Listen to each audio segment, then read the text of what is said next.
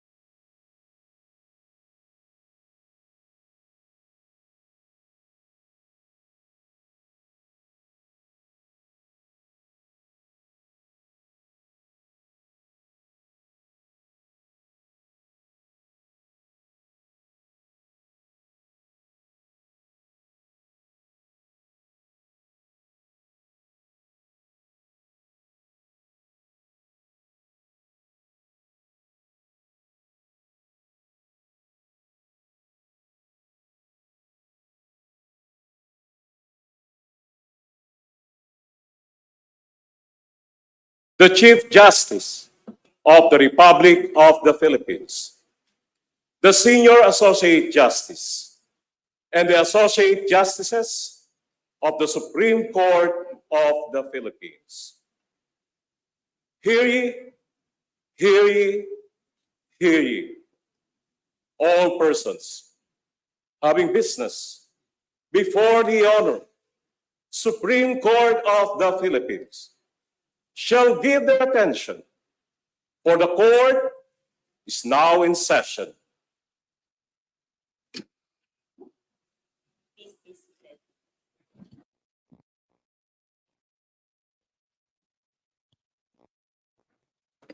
Madam Clerk of Court, please call the cases before us. This is the motivation of the oral petitions. 261123. Duly energize the Republic through the Enlightenment of the Youth or the Duterte Youth Party, represented by Chairperson Ronald, Gian, and Cardema, and represented by Ducielle, Cardema, Petitioner, versus Commission on Elections, House of Representatives, and Komunidad ng Pamilya, Pasyente, of persons with disabilities, or P3PWD parties, and its nominees, led by Rowena, Amelia, Guanzon, Respondents. And GR number 261876, Duterte Youth Party, represented by Chairperson Ronald, Gian, Cardema, and Representative Ducielle, Cardema, Petitioner, versus Rowena, Amelia, Guanzon, Respondent. Appearances, please.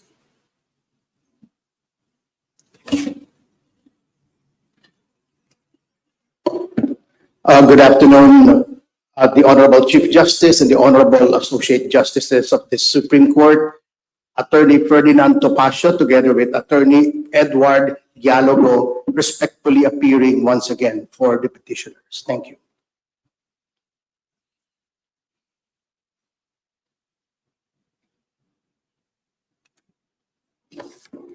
Good afternoon, Your Honors.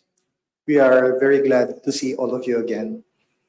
The Office of the Solicitor General is respectfully re-entering its appearance as counsel for the Commission on Elections and the House of Representatives as respondents in GR number 261123. I am Solicitor General Menardo Guevara, and with me are Assistant Solicitor General Bernard Hernandez, Assistant Solicitor General Maria Victoria Sardillo Salong, and Associate Solicitor Mary Rose Belay Ernesto.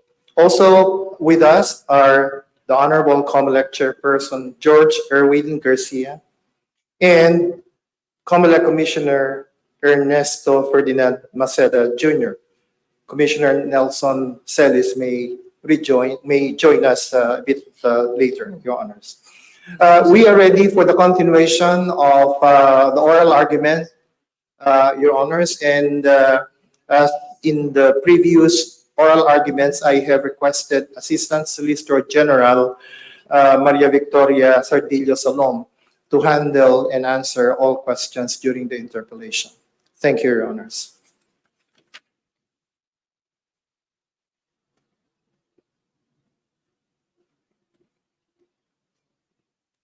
Good afternoon, Your Honors. Respectfully appearing for Komunidad ng Pamilya, Pasyente, at Persons with Disabilities, or P3PWD for short, and Ms. Maria Rowena Amelia V. Guanzon, Attorneys Christian Robert Lim and Catherine De Besalao. We are ready, Your Honor. Thank you. Thank you.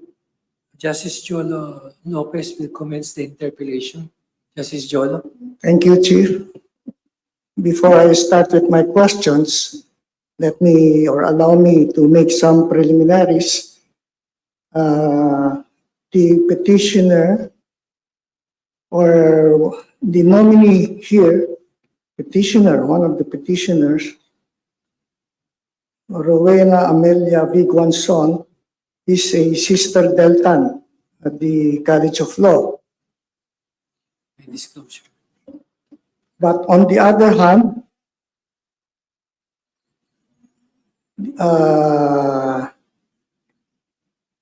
Mr. Cardema, Ronald Cardema is a brother knight. So I think one offset the other. So I don't think there is any basis for me to inhibit myself. So let me begin my questions. So my questions will not be addressed to any of the parties, but let me call on the Assistant Solicitor General Salong.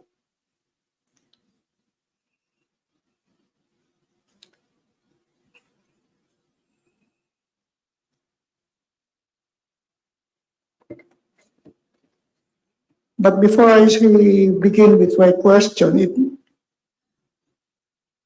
Petitioner Guanzon is a sister Deltan, and the respondent, Ronald Cardema, is a brother knight. Then the question is, what is the relationship of the two? Well, I think your guess is as good as mine. Now let us proceed with the questions. Did I pronounce your surname correctly, ASG? How do I address you, ASG?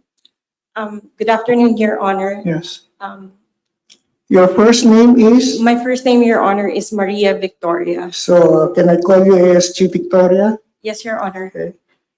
So are you the one who made the presentation on the first day of the oral argument? Yes, Your Honor. I did the opening statement, Yeah, and but I it was remember the girl who presented or who made that presentation on that day had the long hair. Did you cut your hair? No? no, Your It Honor. must be my imagination. Huh? I was actually sporting a short hair even then, Your Even Honor. then, okay. So ASG, you made your presentation some time ago, way back. I think that was November of last year. And you told the court and you mentioned to the court that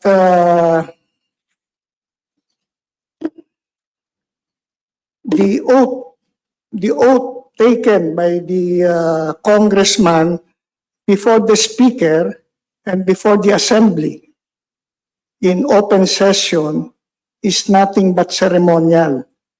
Are you trying to impress to this court when you say it is purely ceremonial, it serves no legal purpose or no purpose at all?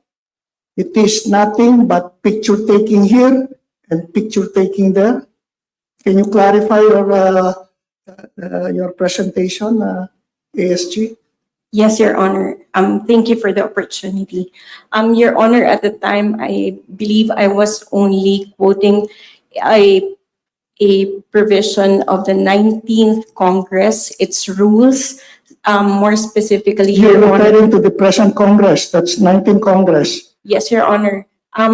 Specifically, I was referring to Section 6 of Rule 2. Section 6, Rule 2. Are you quoting the entire provision or only part of the provision? Your Honor, I was, Because you did not mention, in fact, I think in your presentation, we can see the entire provision, but you did not quote the entire provision. Can you quote for the understanding of all present, what is the second part of that provision? Your Honor, I believe that Section 6 has 3 sentences. Okay. And then the sentence relating to the oath before the speaker and referring to it as merely ceremonial is the second sentence, Your Honor. So how do you interpret the word ceremonial? It serves no legal purpose. It's a mere formality. Even without that ceremonial oath, the jurisdiction must be given to the HRET instead of the COMELEC and MAC or the court should have the jurisdiction. Your Honor, I don't think that this, by referring to it as ceremonial, I'm not trying to equate it as something which serves no purpose. In fact, the actual phrase that appears is it's a ceremonial affirmation of prior oath and valid oaths of office administered to them by duly Affirmation authorized of prior public oath. officers. So there must be a prior oath and it is only an affirmation. And even without that affirmation, there is already an oath taken. So you mean to say that affirmation, which you equate as ceremonial, is nothing? Because it's only an affirmation. It serves no purpose. Your Honor, I am merely quoting the Yes, but actual I'm language asking you now of to the interpret Section 6. what you mean by ceremonial, because you put too much emphasis on the word ceremonial. And in fact, people understood it to be a mere formality. Excuse me. Your Honor, I believe it's not a mere formality, Yeah. and I cite the recently promulgated decision of this honorable court in the case of Federico Uy and Romeo Halos. So in versus other Ronald. words, ASG Victoria, you're telling the court now that it is important, and once you have taken the oath before the speaker and in open session, that's the time HRET will have jurisdiction over the case. You agree with me? Your Honor, Because that is what you're trying to tell me now. Your Honor, I am merely restating what the No, I'm not asking you pronouncement to of this restate. honorable court. I'm not asking you to Yes. restate the wordings of the procedure or the provisions of the procedure of the Congress or of the House of Representatives. I'm telling you what is the significance of the words ceremonial and what is the significance of the oath taken by the congressman before the speaker and in open session. Your Honor, as far as the Uy case is concerned, it is necessary for them to be able to enter into the performance of their functions. However, Your Honor, as far as reckoning the jurisdiction of the HRET is concerned, the rules of the HRET merely specifies 3 requisites: a valid proclamation, an oath of office, and assumption of office, Your Honor. In this case, however, we maintain that the HRET cannot assume jurisdiction over the subject matter because of the TRO that was issued by this honorable court last June 29, which effectively prevented Attorney Guanzon from actually assuming office. That is the humble submission of the OSC, So Your not Honor. because there was no oath taken yet, or there was already oath taken before an authorized public officer. We don't take issue, Your Honor, with respect to the oath. Our only problem, the only reason why we maintain that the HRET cannot take jurisdiction over the case is because Respondent Attorney Rowena Guanzon was effectively barred from assuming office because of the TRO that was issued by the honorable court. Now you were quoting the case of very recent case decided by the court in Uy versus Halos Hos. In part of that case, there is this principle enunciated or repeated by the court on the principle of adhesion or adherence. The principle of adherence, once the case is filed with the COMELEC or with the court, the jurisdiction will continue with that court or with the COMELEC even after proclamation has been done. If the issue before the COMELEC or the court is with regard on the issue of proclamation or the validity of proclamation. Now, in this case, the proclamation was done by the COMELEC. Is it correct, Counsel? Yes, Your Honor. And that proclamation is the subject of the petition before the COMELEC. The proclamation made or the resolution issued by the COMELEC allowing the withdrawal of the other nominees and accepting the nomination of Petitioner Guanzon. Is this correct, Counsel? Your Honor, my understanding Yes. is slightly different of their verified opposition. Their verified opposition, Your Honor, takes issue not really with the proclamation, but rather with the withdrawal and substitution, the approval of the withdrawal and substitution, rather, Your Honor. No, withdrawal and substitution. So how many withdrew in this case? Are the nominees who withdrew in this case present in the hall? If you know anybody here who happens to be a nominee or one of the 5 nominees who withdrew? I apologize, Your Honor. I am not You're not familiar familiar. with the faces and the names. But are you familiar with the reasons why these 5 nominees withdrew their nominations? Your Honor, for the most part, based on the records provided by the COMELEC, I believe that some cited personal reasons without going any further. As far as Miss Grace is concerned, I believe that she cited illness in the family. Illness, then- is that a valid reason? Yes, probably. What about the others? Personal reason, even personal reasons. What are the personal reasons? Unfortunately, Your Honor, based on the records that were forwarded to us, there were no further elaborations on what those personal reasons are. But did you not try to ask them what would be the personal reasons they have, why they have to withdraw their nominations? I Or apologize, you Your Honor, think we it didn't. is not important?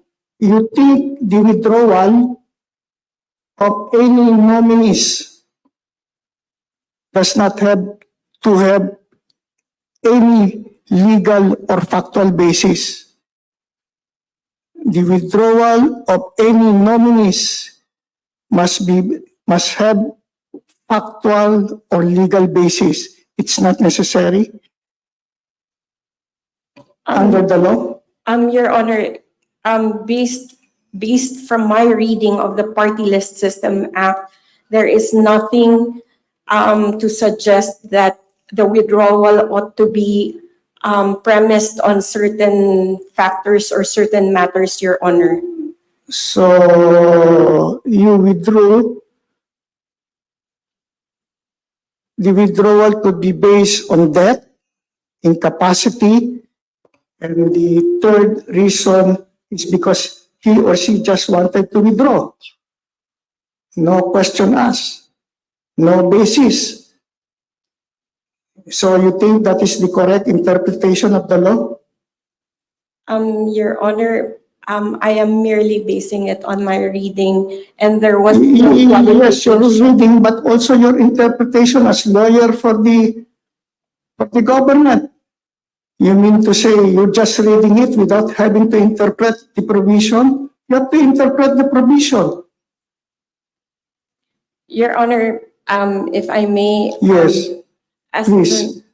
candidly, Your Honor, perhaps as an officer It's of not necessary, yes or no, to have basis, either legal or factual basis for the withdrawal of the nomination.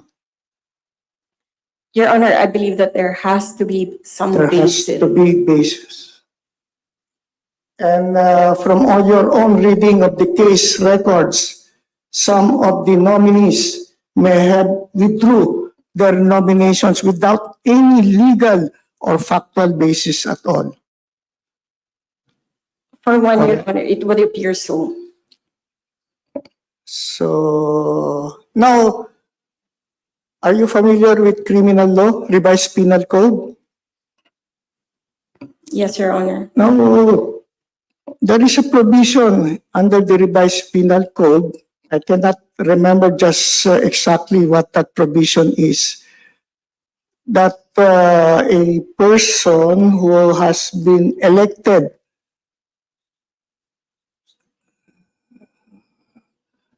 as a winning candidate and decides not to take his oath may be held liable criminally. Can these nominees who refuse to take their oath, and in fact they withdrew their nomination without any basis at all, may be prosecuted under this provision? Your Honor, I am not very familiar with the provision in the RPC on that point. However, on the second part of the question with respect to the withdrawal, it is my humble submission, Your Honor, that perhaps on the basis of it might be considered as involuntary servitude, a nominee may not be forced to actually go through with.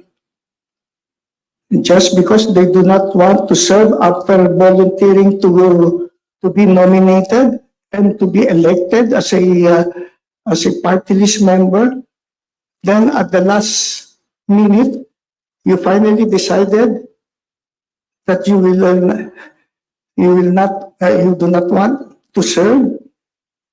Is that what you're thinking? And then to force him to serve would constitute involuntary servitude? Your Honor, it is my humble submission that to publicly serve and act as a public servant is a personal decision, and it is something that must be respected. After having been nominated and accepting your nomination as a party list candidate, at the last minute, you're trying to tell this court that you can withdraw without any basis at all. Is this not contrary to your prior stand that there must be at least a basis for your withdrawal as a nominee? So you're trying to change your answer. Is that it, counsel? Your Honor, I am not changing my opinion. As far as my opinion is concerned, I do believe that there ought to be some basis for the withdrawal. However, if asked whether there is some legal impediment for allowing such withdrawal, I maintain, Your Honor, that as far as the Party List System Act is concerned, there is no qualification. There is no qualification or requirement that a valid reason ought to be provided before it can be accepted or respected by the COMELEC. Is that not contradiction? Is there not a contradiction between the two answers that you just gave? That there must be basis. On the other hand, you're saying that there need not be any basis at all for the withdrawal? Your Honor, one is my opinion. The And the other other? one, I believe, is merely my take on what the law states at the moment. And so far, and even So my you're trying to reading tell of this court that based on your understanding of the law, there need not be any basis at all for the withdrawal. Is that it? That's my reading, Your Honor.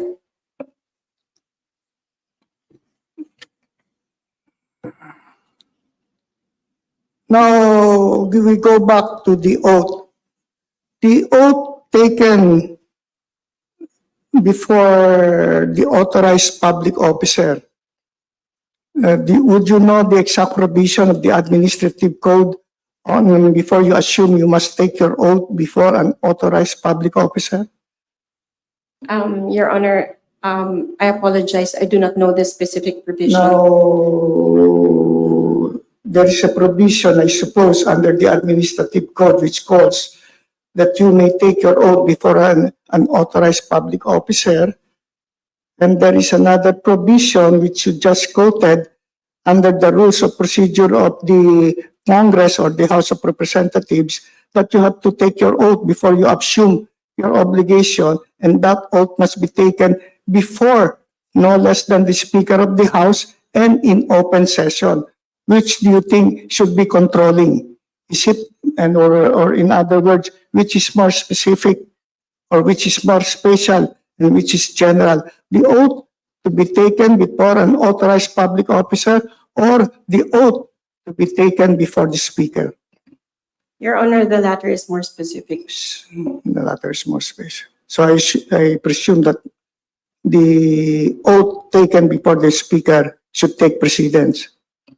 Yes, Your Honor. I concede that as far as the recent jurisprudence is concerned, that is the interpretation provided by the Honorable Court. Now,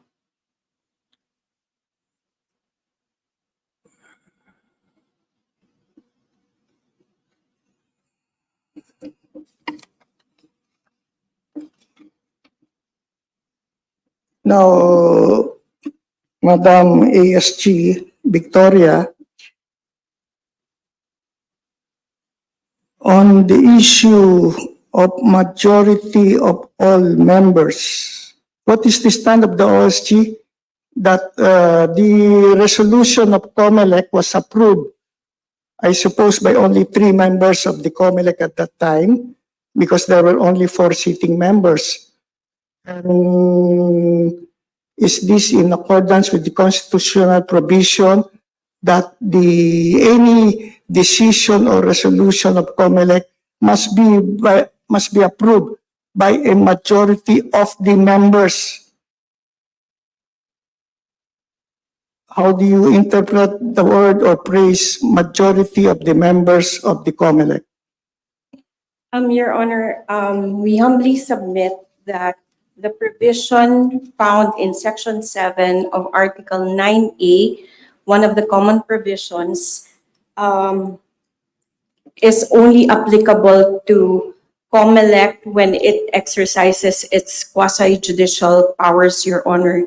And this is bolstered by cases decided by the Honorable Court as early as CUA in 1987 up to the fairly recent case of Legazpi in 2051, Legazpi versus COMELEC, Your Honor. It applies only to quasi-judicial Yes, Your Honor, in the exercise of and quasi-judicial. not administrative. Now, what is your take on the stand of the other party, the opposing party, that when there was a case filed by the Duterte youth opposing the acceptance of the nomination of Petitioner Guanzon, this makes the case a quasi-judicial matter, and which requires the vote of 4, no less than 4 members of the COMELEC.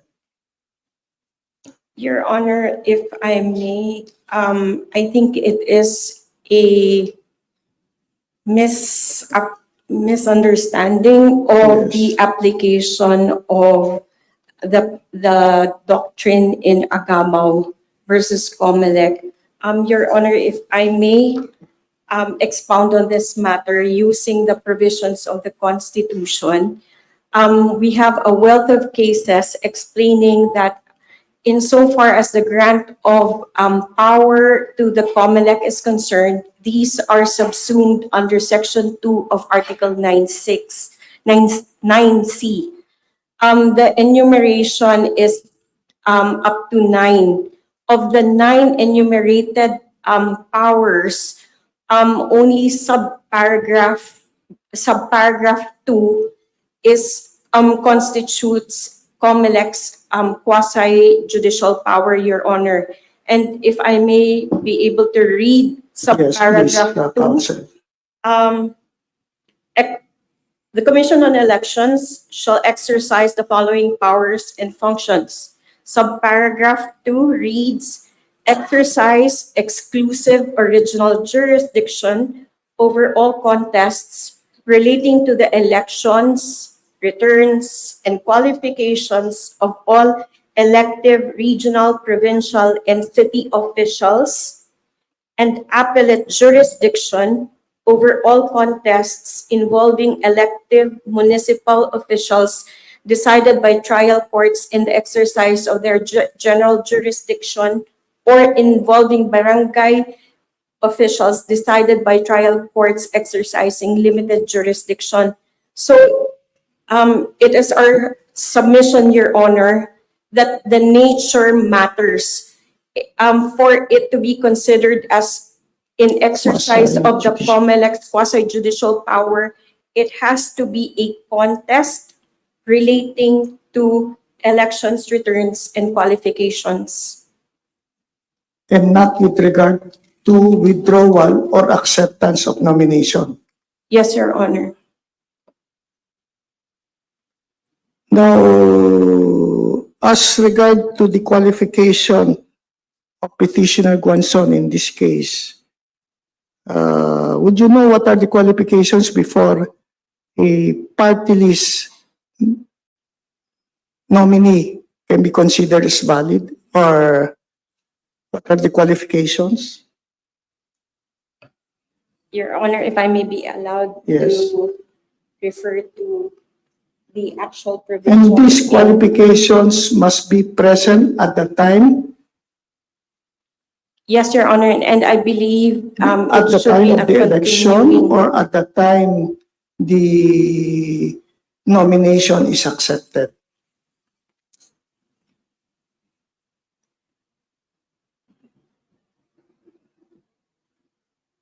Qualifications of the candidate as a party list nominee should be considered at the time when the final nomination period is given, at the time of the election of the party list, or at the time the withdrawal and the acceptance of the nominees, when these qualifications should be considered as present. Your Honor, I believe that it should be at the time of the election. Time of the election. At Yes, the time of the Yes, election, Your Petitioner Guanzon has all the qualifications?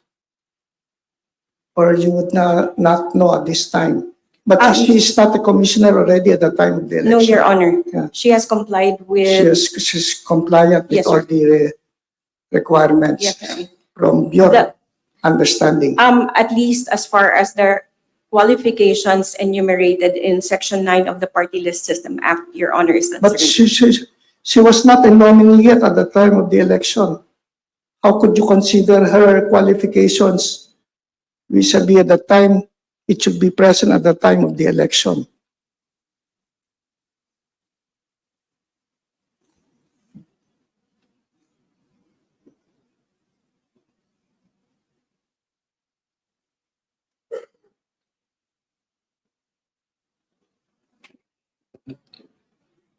Your Honor, may I Well, anyway, ask what the question again was? I believe I was a little bit confused by the question. we'll go to one last question.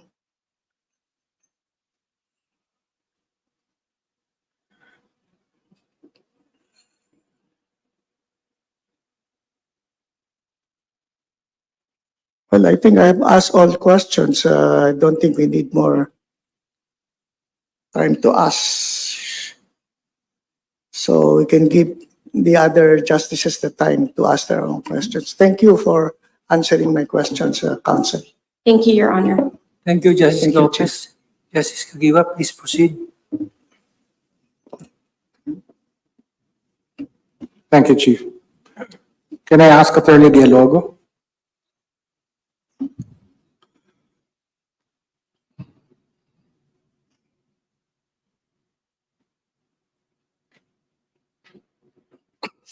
Good afternoon, Your Honor. Good afternoon.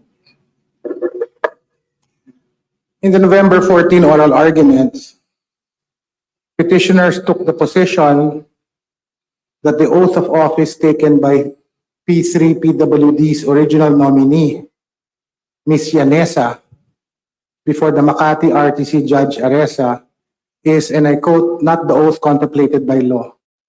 Is that correct? You took that position. Your Honor, before I answer the question, can I just make some manifestation, Your Honor? Go ahead. Okay. Your Honor, earlier, the oath of office before the Speaker of the House was also being discussed, Your Honor. And I believe that it was related to the case of Uy versus Pamilya and Your Honor. I would like to manifest, Your Honor, that my law office, Dialogo and Associates, is the counsel of Romeo Losos Jr. I know. Yes, Your Honor.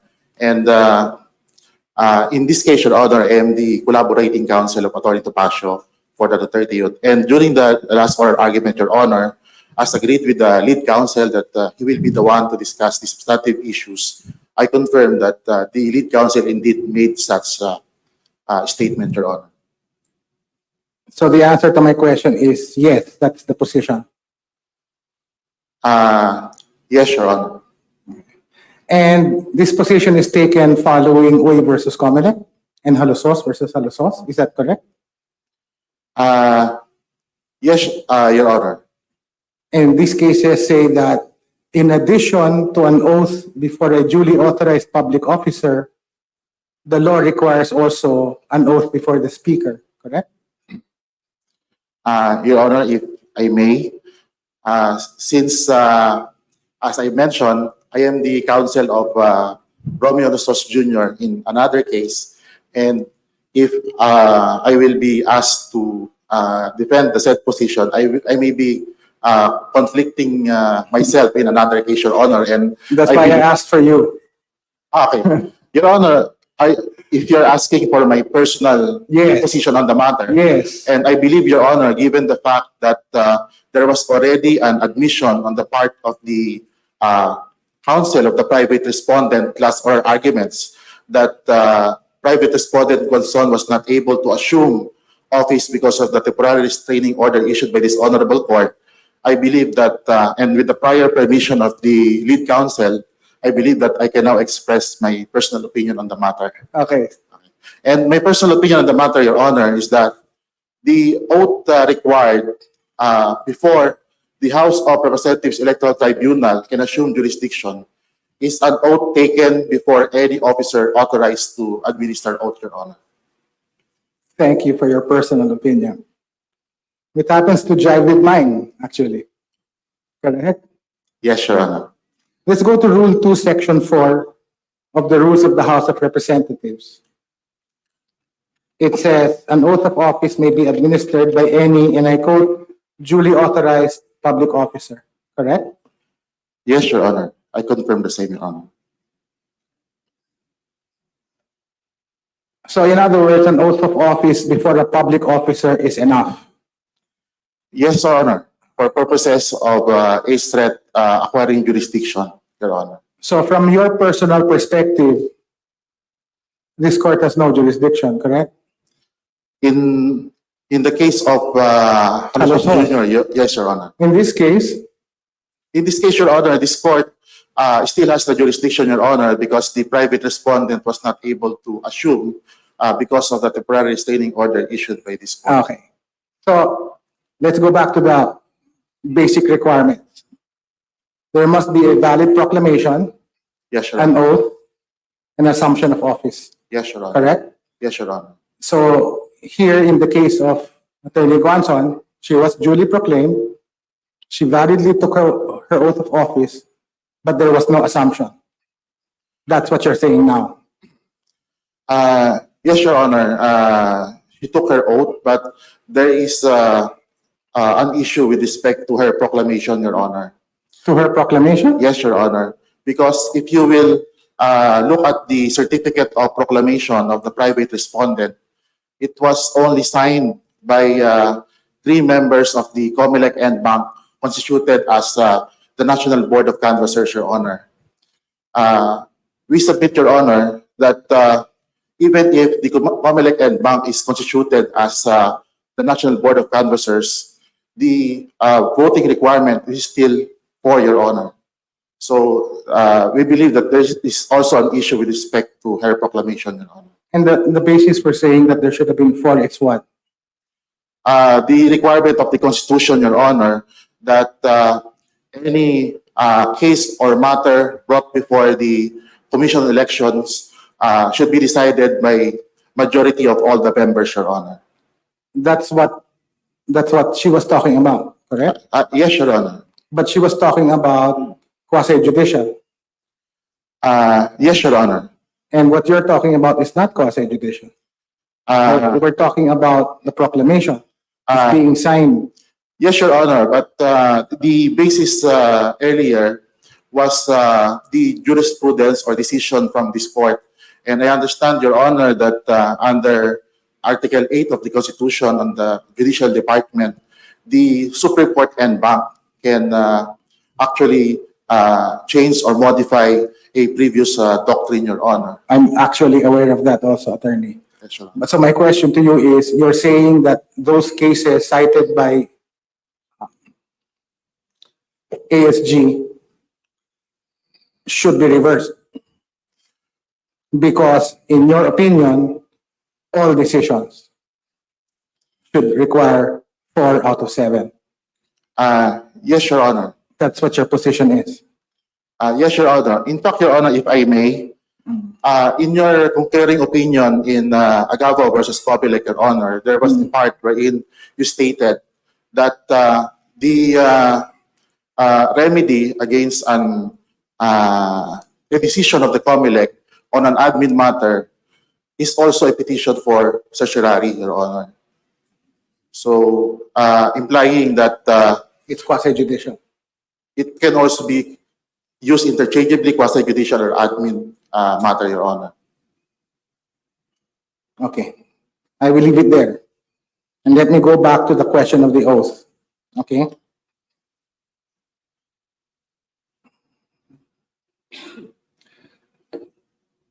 Under Section 7, Article 6 of the Constitution, the term of office of members of the House commences at noon of June 30 after the elections, correct?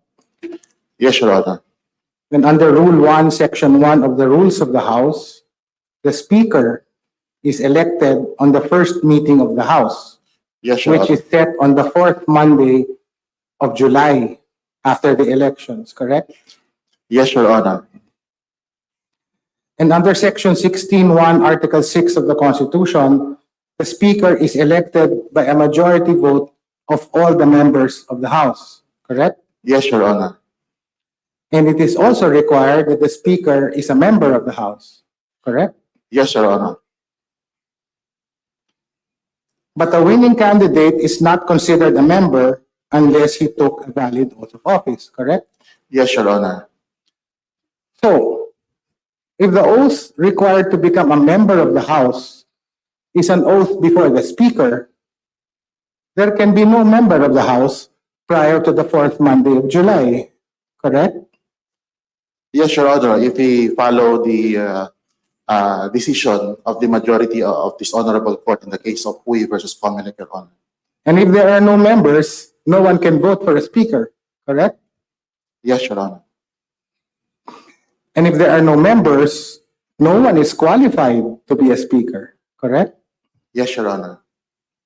So do you agree with me that requiring the oath before the Speaker to become a member of the House is illogical? You're talking to the other members of the court as well, if I may remind you. I'm sorry to say, Your Honor, but it appears to me that yes, Your Honor. It's a legal impossibility, correct? Yes, Your Honor. Let's look into the actual application of that. Are you aware that based on publicly available resources, Speaker of the House, Martin Romualdez, took his oath of office on June 15 before a barangay chairman? Are you aware of that? I'm not aware of that, Your Honor. Well, he did. Based on Journal Number 1 of the 19th Congress, Representative Romualdez was elected as Speaker of the House on July 25, 2022. Are you aware of that? I am aware of that, Your Honor. On that same session, and only after Speaker Romualdez was elected, he, as Speaker of the House, administered an oath of office to all the members of the House of the 19th Congress, correct? Yes, Your Honor.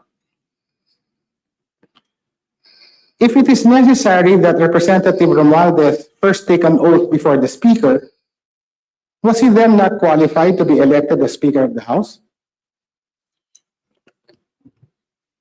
Yes, Your Honor. He was not, Because he is not yet a member of the House. because he never took his oath of office before the Speaker, Yes, Your because Honor. there was no Speaker, Yes, Your Honor. and he could not take an oath of office before himself, Yes, Your Honor.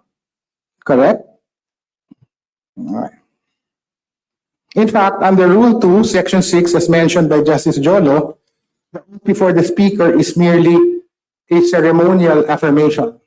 Agree? It is stated, Your Honor, in the rules of the House of Representatives. Okay, just to be clear, these opinions you're giving are all your personal opinions. They are not the opinions of the petitioners. Am I correct? Yes, Your Honor, and this is also embodied in your dissenting opinion in Huy versus Comelec, Your Honor. So, for the record, is it or is it not necessary for one to become a member of the House that he takes his oath of office before the Speaker? It is not necessary, Your Honor. Attorney Guanzon took her oath of office before Justice Ronald, not before the Speaker. Was that a valid oath? That is a valid oath, Your Honor. So we should be before the age threat, correct? No, Your Honor, because Commissioner Guanzon has not yet assumed the position of member of the House of Representatives, Your Honor. Okay, let's go there. What is today? Your Honor, What is the date today? today is January 23, 2024, Your Honor. And when did the 19th Congress convene? It was convened sometime in July 2022. And what does the Constitution say about the beginning of the term of 19th Congress? It should begin, Your Honor, at noon of June 30 following the election. Therefore, come June 30, everybody who took an oath of office before a notary public, a barangay captain, they became members, correct? Generally, Your Honor, but in this case, Your Honor, there was an impediment for him to be a member, and that is the temporary restraining order issued by this court. And also, Your Honor, the House of Representatives likewise manifested that it will comply with the TRO, Your Honor. Okay. Have you read the TRO? Yes, Your Honor. The TRO is addressed to whom? To the Comelec, Your Honor, and the House of Representatives. And what did it restrain the House of Representatives from doing? It restrains the House of Representatives from allowing Commissioner Guanzon and other substituting nominees from assuming office, Your Honor. So is it your position now that in order for a duly elected candidate who took his oath, got proclaimed, in order for him to become a member, the House must consent? There must be an act on the part of the House to be a member?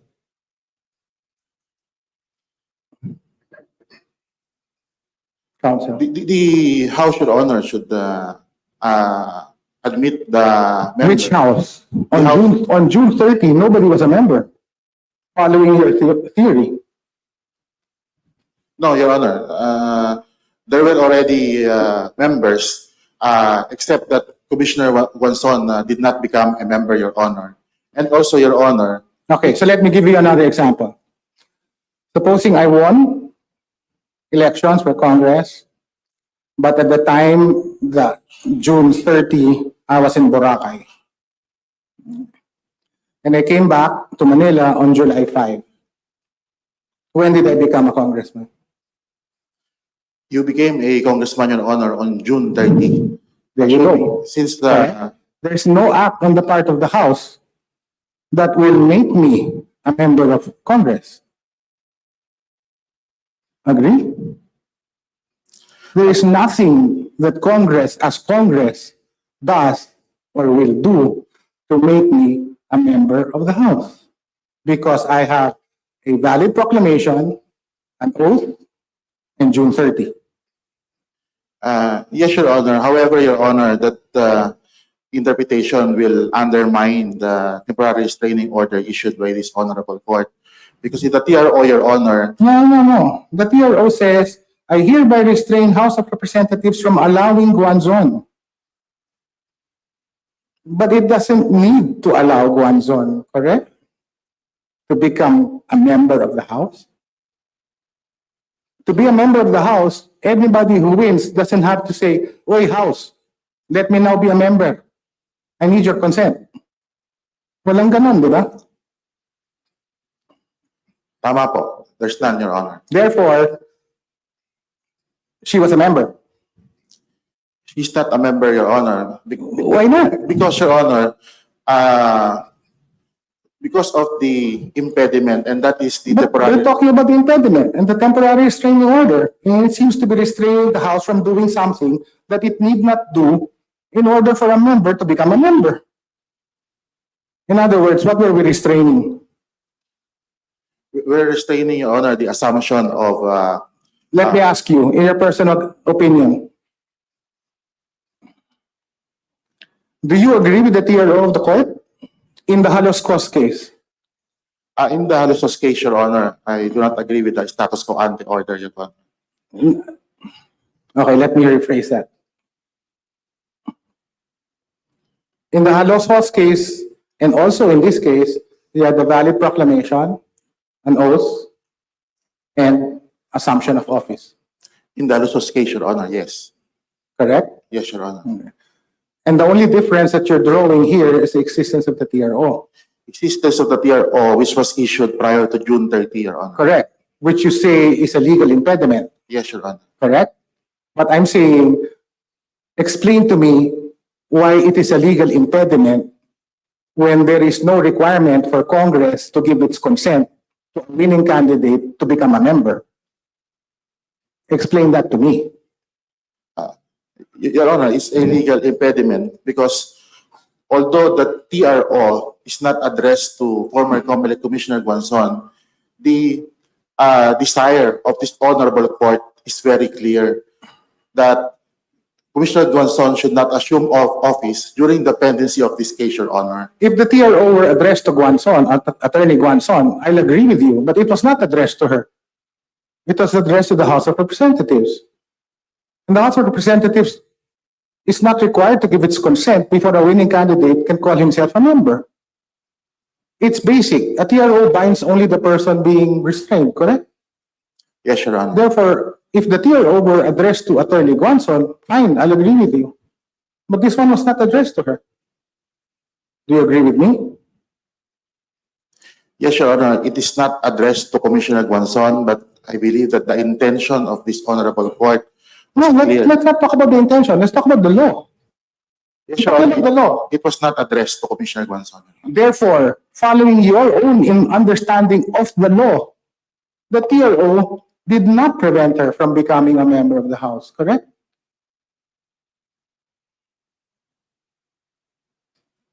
I think your answer is yes. Correct? Maybe, Your Honor. Maybe. All right. I'll take it. On the first day of June 30, per the records, Attorney Guanzon already filed a bill. Is that correct? Do you agree? Yes, Your Honor. She did. Therefore, that is a direct manifestation by Attorney Guanzon as a member of the House because she actually filed a bill. Correct? Yes, Your Honor. And the TRO was received by the House of Representatives when? It was received, I'm not aware, Your Honor, when did the House of Representatives receive the same. After But- June 30. Your Honor, the Office of the Solicitor General received the same on June 29, Your Honor. And I understand that the Office of the Solicitor General is also representing the House of Representatives. So the receipt on June 29 is also binding on the House of Representatives, Your Honor. Okay.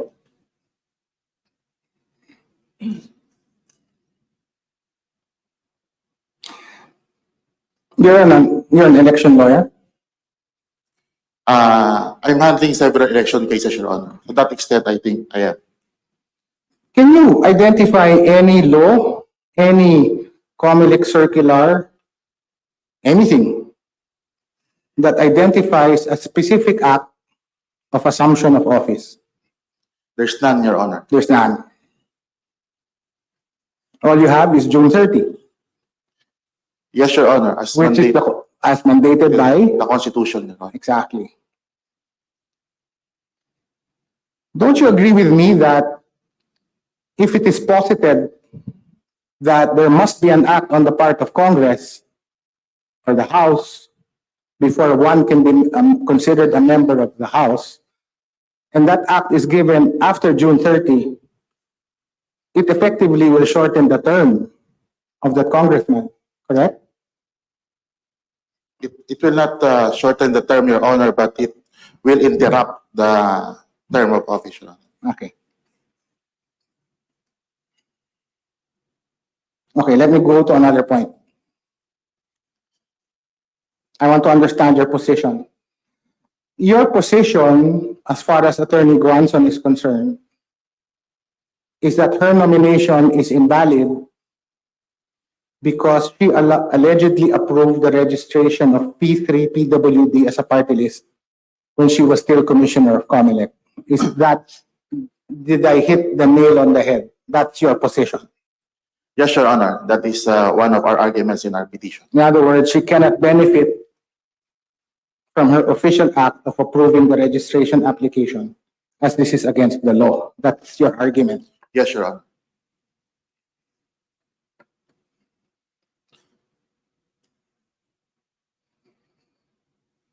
And that is an argument based on what? Republic Act 3019? Yes, Your Honor. That's corrupt practices of public officers. Yes, Your Honor. And Republic Act 6713, prohibition on public officials from having financial interest. Those are the legal basis for your argument, correct? Yes, Your Honor, as well as Article 5 of the New Civil Code, which states that acts done in violation of a mandatory or prohibitory law shall be considered void, Your Honor.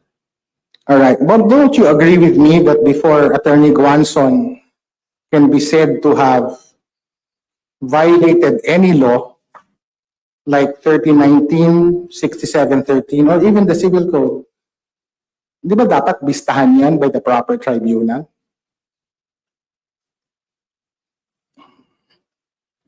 In other words, isn't your argument based on the fact that there must be a finding first, that she violated these laws before she can be said not to benefit from her act? Or do you want us to make that determination? I believe, Your Honor, that you can make the said determination, Your Honor. And therefore, by that determination, already tell the ombudsman that she should be prosecuted for anti-graft? Aren't you putting the cart before the horse? No, Your Honor, but in our petition, we just stated, Your Honor, the laws that were violated by Commissioner Guanzon. Yes, but there is no finding by any tribunal that she in fact did violate, correct? So the moment, Your Honor, there she had no Therefore, finding. the disqualification to hold public office arising from a conviction from any of these laws is not present, correct? Yes, Your Honor.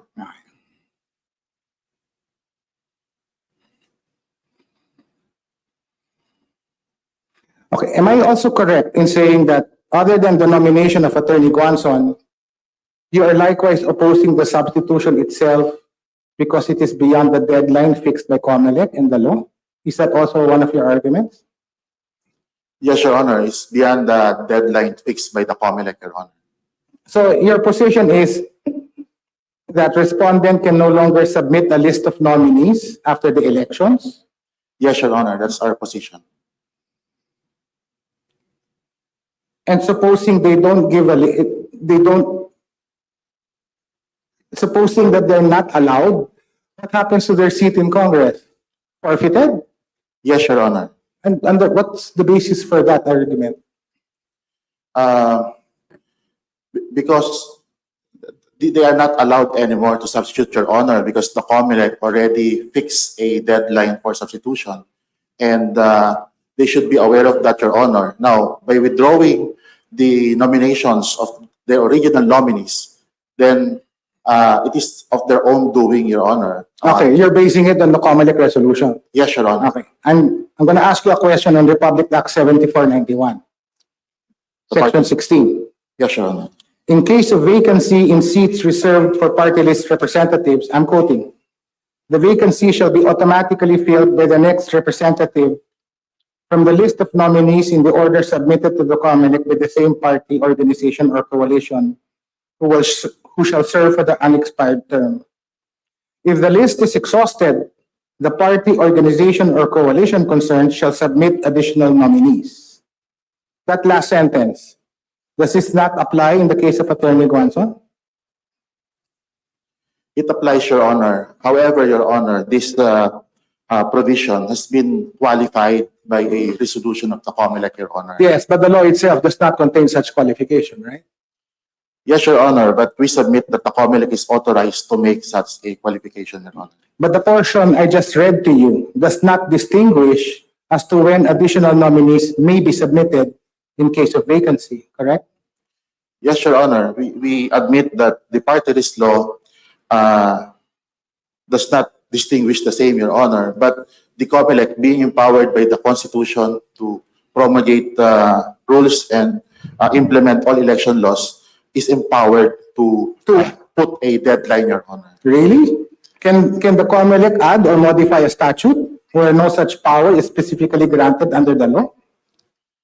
Yes, Your Honor. In fact, Your Honor, here in the Republic Act 7941, there are a lot of deadlines, and almost all of these deadlines have been modified by the Comelec, Your Honor. And therefore, that's your argument? Since they were able to modify those periods, they can modify this particular provision? That's your argument? No, Your Honor, there is a law authorizing the... What law? In this law? In this law, Your Honor, in the party list law, there is no authorization, Your Honor. But therefore, when the Comelec issued its resolution providing a time period, that was a modification of a statute. Agree? yes, Your Honor.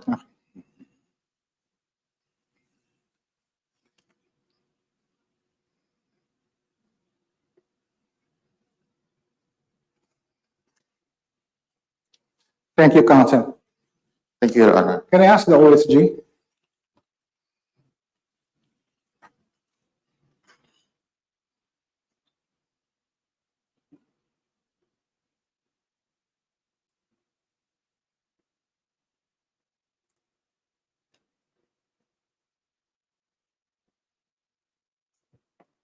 Good afternoon, Your Honor. Good afternoon. Same line of questioning.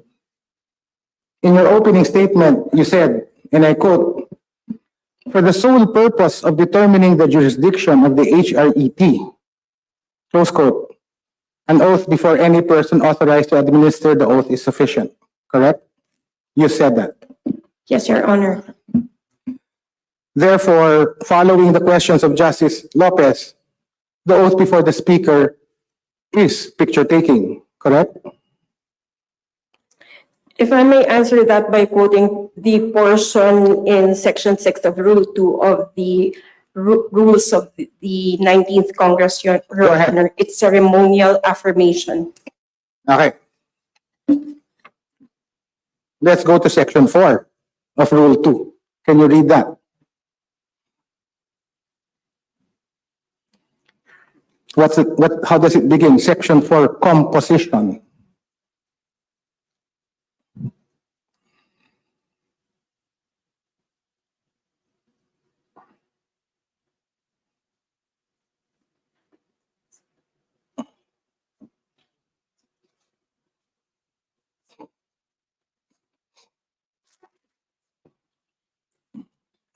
Section 4, composition. The membership of the House shall be composed of elected representatives of legislative districts and those elected through the party list system. Membership as representative of a legislative district commences upon proclamation as a winning candidate. The administration of an oath for the office by a duly authorized public officer and assumption of office on June 30 following the election. Therefore, under Section 4, what is required?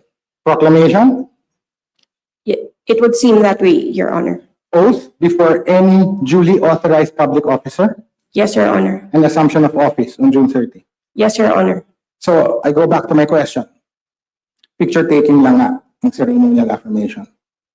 It's ceremonial affirmation, Your Honor. However, under the latest pronouncement of this honorable court in Uy I and know, Halos, I know, I know. that I was changed. a dissenting opinion there, di ba? Yes, Your Honor. But let me ask the official position of the OSG as far as the law is concerned, without considering Halosfos.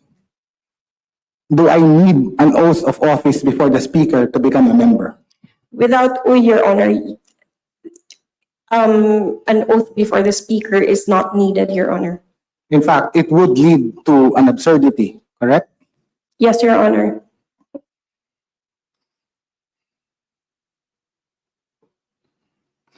Attorney Guanzon here took her oath of office, agree?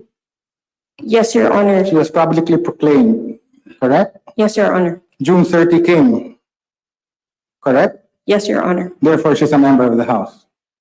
Your Honor, our submission is that she is not because, as explained Say that again? earlier, she was legally prevented from doing so because of the TRO, Your Honor. So let me get your take on this. Again, I won the election, I'm vacationing in Bohol.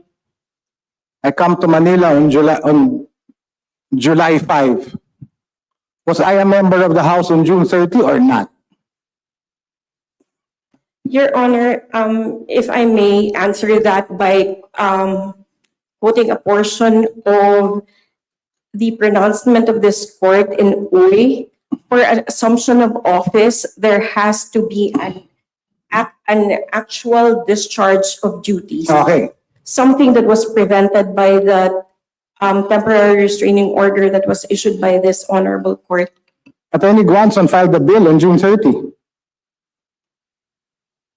Yes, Your Honor. and it was accepted Yes, Your Honor, but by the then, House. yes, Your Honor, but then my understanding is after the House of Representatives got wind of the TRO issued by the honorable court, the House of Representatives decided to return the bills filed by Attorney Guanzon. Okay, but there was an assumption because by your definition, quoting Uy, there was an affirmative act, correct? It would seem that way, Your Honor, but as far as the House of Representatives is concerned, because they really wanted to follow the strict wording of the TRO that was issued by this honorable court, all acts that were done by Attorney Guanzon were promptly rectified by returning the bills that were filed. So that as far as the House of Representatives is concerned, it actually prevented the assumption of office. Okay. Going back to your quotation of Uy, that requires some act of assumption. Therefore, I was in Bohol. I came back on July 5. I decided to spend time with my family. I actually reported for work July 25. When did I become a member of the House? Your Honor, based on your facts and based on the submissions made earlier, to be consistent would mean that it would be only by July 25, Your Honor. And therefore, my term is much shorter than what the law says it is. Well, Your Honor, your term is fixed by the Constitution. I know. It started on June 30th. Exactly. And therefore, if you're requiring a positive act from me before I can say that I was a member of the House, then effectively you're telling me my term begins on July 5. We're all logical people here. I'm just arguing on logic. Do you agree with me, logically speaking, that that doesn't make sense? Logically speaking, Your Honor, I agree with your point. However, Logically speaking, yes, Your Honor. June 30 is the beginning of my assumption of office as congressman, because that is what the Constitution says. Your Honor, without Uy, I will agree with you. Okay, great. Can you tell me also as ASG if there is any law that you are familiar with that requires a specific act to be done by a member of Congress for him to be said to have assumed office? Don't quote uy. Your Honor, based on my recollection of the provisions under Article 6 of the Constitution, I could be wrong, but nothing comes to mind at the moment. So in other words, there's none. Based on my recollection, Your Honor, which could be faulty. Okay.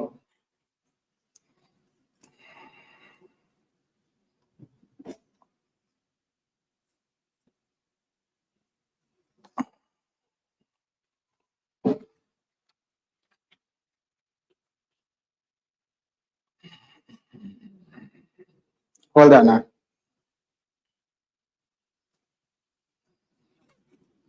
Okay. Earlier, in the interpellations of Justice Jolo, you mentioned the 3-minute resolutions 220774, 220798, and 220810 as resolutions issued by the Comelec in the exercise of its administrative powers, correct? Yes, Your Honor. Okay. You're familiar with the case of Agabao versus Comelec? Yes, Your Honor. There, the Supreme Court said that the Comelec exercises quasi-judicial powers when it, quote, resolves controversies arising from the enforcement of election laws, close quote. Agree? Agreed, Your Honor. Okay. Let's talk about minute resolution number 220810. Oh, 10. That is a resolution that denied Duterte Youth Party List's verified opposition for lack of merit. Yes, Your Honor. Do you agree that this involves the exercise of quasi-judicial powers? Your Honor, based on my reading of the Constitution under subparagraph 2 of Section 2, Article 9C, it wouldn't qualify as That's why, made in counsel, the exercise of. that's why, counsel, I started by asking you about Agabao. And there, the Supreme Court, interpreting the Constitution, says, if you are resolving controversies arising from the enforcement of election laws, that is an exercise of a quasi-judicial power. And I asked you, do you agree? And you said yes. Isn't this resolution an exercise of quasi-judicial power? Your Honor, if I may be very candid, in my treatment of Agabao is concerned, I believe that certain portions of Agabao, particularly, Your Honor, the statement on quasi-judicial power, but then referencing subparagraph 2 and subparagraph 3, I take exception to that because the wealth of cases that we have at the moment are all consistent in saying that as far as the quasi-judicial power of the Comelec is concerned, it is subsumed under subparagraph 2 and it does not include subparagraph 3. And to that extent, Your Honor, that subparagraph 3 was referenced, and in that respect, all matters, even if pursuant to its administrative power, becomes quasi-judicial in nature. My humble opinion, Your Honor, is I do not agree with such interpretation. Okay, you mentioned a wealth of cases. All these cases were before Agabao, correct? Yes, Your Honor. And Agabao being the latest iteration of the court's interpretation, shouldn't it be given some degree of persuasiveness? Yes, Your Honor, but a way perhaps to harmonize Agabao with the other decisions made by the Honorable Court is to limit the subject matter, or at least the scope of Agabao, to those in the exercise of its quasi-judicial power as described in subparagraph 2 of Section 2, Article 9C, Your Honor. When Petitioner Duterte Youth opposed the withdrawal and substitution of P3 PWD party list nominees, doesn't that by any definition constitute a controversy? It does, Your Honor. Now, isn't that controversy one that would require the exercise of judicial or quasi-judicial power on the part of Comelec? Your Honor, subparagraph 2 is specific in its wording. It should be an election contest relating to elections, returns, and qualifications of an elective regional, provincial, and city of official or appellate jurisdiction. So it's your position that any other controversy, even if it involves fundamental rights of parties opposing each other, are not quasi-judicial because they do not fall into that provision. Am I capturing your argument correctly? Yes, Your Honor. And in fact, Your Honor, this is even consistent with the Honorable Court's holding in another case involving a different agency, NTC versus Brandcom, Your Honor. Was that an election case as well? No, Your Honor, but in that case, the Honorable Court expounded on the difference between an administrative proceedings and a quasi-judicial proceedings. And if I may, one of the more important holding of the Honorable Court in that case was in ruling that the mere filing of an opposition will not automatically convert the administrative proceedings into a quasi-judicial proceedings, Your Honor.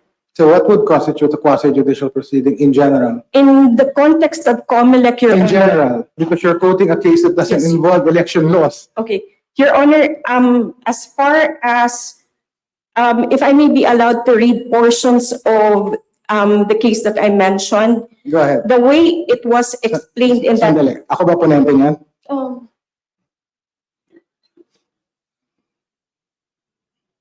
Ikaw.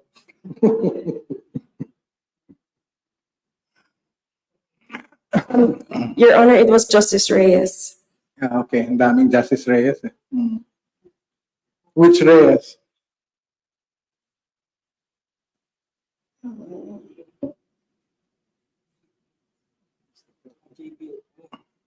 JBL Reyes, 1960s? Ganun ba yan? No, Your Honor, it was a 2019 case, Your Honor. It's a division case. Yes, Your Honor. And Agaba was what? Agabo is an en banc case. And between which an was en banc decided- and a division? No, Your Honor, an en banc. I know. And between the two, an en banc and a division case, what is more controlling? An en banc, Your Honor. So when I cite Agabao, you opposed my position by citing a division case. Not only a division case, Your Honor, but You're citing my that provision of section 2, yes, Your Honor. which is also interpreted by the court, so it's decision. Yes, Your Honor. So if I were to use Agabao, this is quasi-judicial. If I were to use Agabao.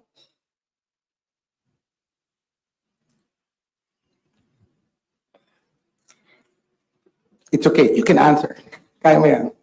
Yes, Your Honor. However, I take exception because the factual circumstances of the two are different.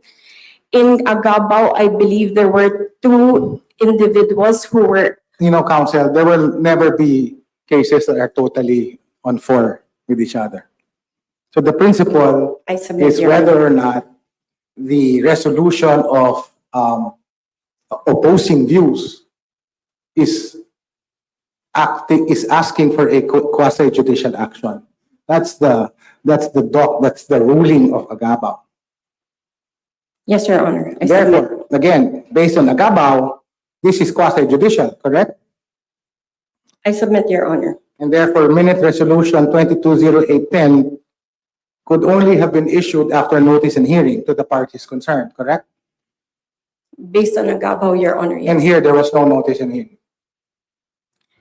No, Your Honor, because at the time they were working under the premise that the proceedings were purely administrative. Yes, therefore, the answer is yes, there was no notice and hearing. None, Your Honor. And under Agabao, that means this resolution is null and void. Yes? Following the earlier position, the earlier submissions, Your Honor, it would seem that way. Okay, thank you, counsel. Can I call the counsel for Guanzon? Thank you, counsel.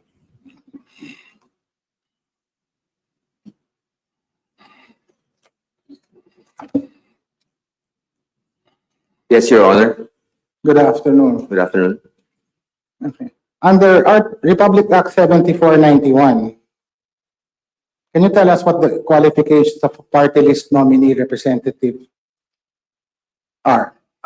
For one, Your Honor, on the day of elections, the nominee should be at least 25 years of age. In case of a youth party list, not exceeding 30 years of age. Should have residency in the Philippines for not less than 1 year. Registered voter. Should be a bona fide member of the party list group 90 days before elections, Your Honor. Natural born citizen. Natural born citizen. Okay. Does Attorney Guanzon meet all these requirements? Yes, Your Honor. Does Attorney Guanzon suffer from any ground for disqualification? None, Your Honor. Was Attorney Guanzon imposed any penalty of disqualification in any decision? No, Your Honor. In fact, Your Honor, if I may add, in the June 10 affidavit of the President Grace Inesa and Secretary General Donabel Tenorio, she mentioned that all substitute nominees had all the qualifications and none of the disqualifications, as well as not having been candidates in the elections in 2019. Yes. I make reference now to your comment with motion to lift TRO filed on July 12, 2022, where you mentioned that it is the HRET which has jurisdiction over the instant case. Is this correct? Yes, Your Honor. If I may clarify that position, Your Honor. Previous to the issuance of the ruling of Uy versus Comelec, it was my understanding that the Honorable Court had strayed away from the ruling of Velasco versus Comelec, Your Honor, in which is in that case, the Supreme Court required the oath before the Speaker in open session. But being a practitioner as well as an officer of the court, I have to follow the majority ruling of the Honorable Supreme Court. And based on Uy versus Alasos, it went back to requiring a oath before the Speaker in open session. I understand, Your Honor, with all due respect, the logic of the arguments. And in fact, that ruling presents a causality dilemma, Your Honor. But we are guided by jurisprudence, Your Honor. Now I was thinking of inviting you to our deliberation so you can argue together with me.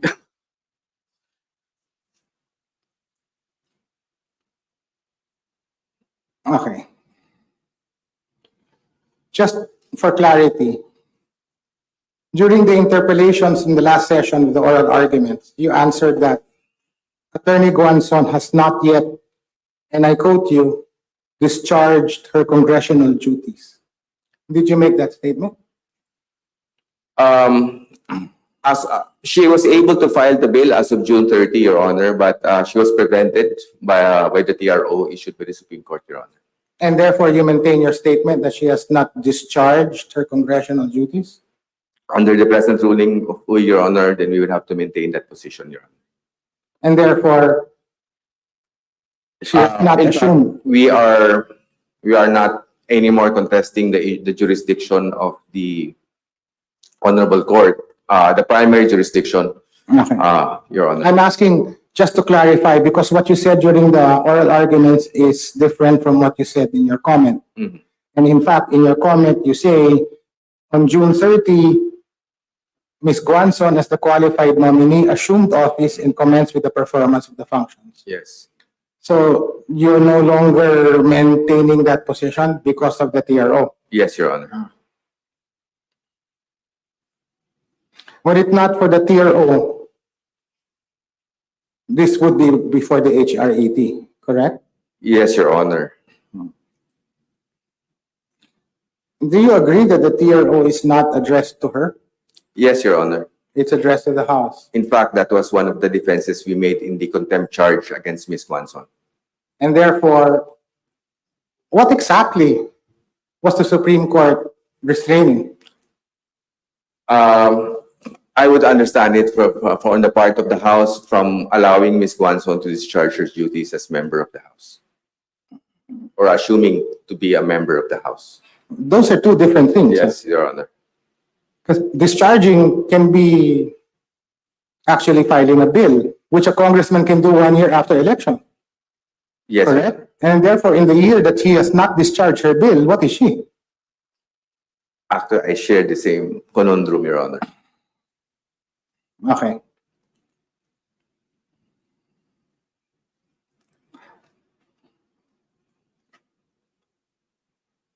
According to Section 17, Article 6 of the Constitution, HRTET is the sole judge of all contests relating to the election, returns, and qualifications of their respective members. You just mentioned earlier that Attorney Guanzon has all the eligibility requirements and she has not been disqualified. Yes, Your Honor. What is involved here is not election or returns, correct? Yes, Your Honor. What is involved here, as ASG mentioned, is the validity of the substitution, correct? In light of the COMELEC deadline. In light of the COMELEC deadline. Yes, Your Honor. Is that an issue that the HRET should address? No, Your Honor. It should be discarded. Yes, Your Honor. Therefore, do I understand you correctly that, in fact, to determine who has jurisdiction, there are 4 requirements? Proclamation, Valid proclamation. assumption of office, and the nature of the controversy. Yes, Your Honor. And if the nature of the controversy is one that does not fall in, and I quote, election contests relating or contests relating election returns and qualifications, then it should not be with the HRET. Yes, Your Honor. Do we agree? Yes, Your Honor. Okay.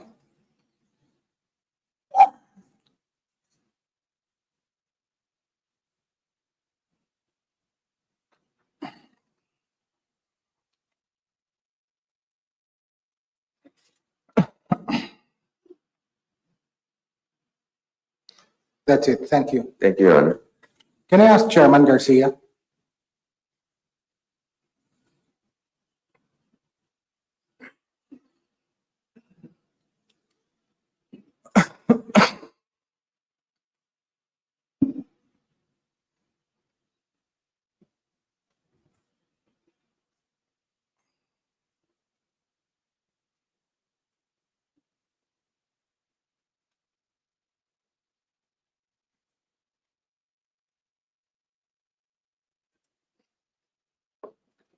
Good afternoon, Your Honors.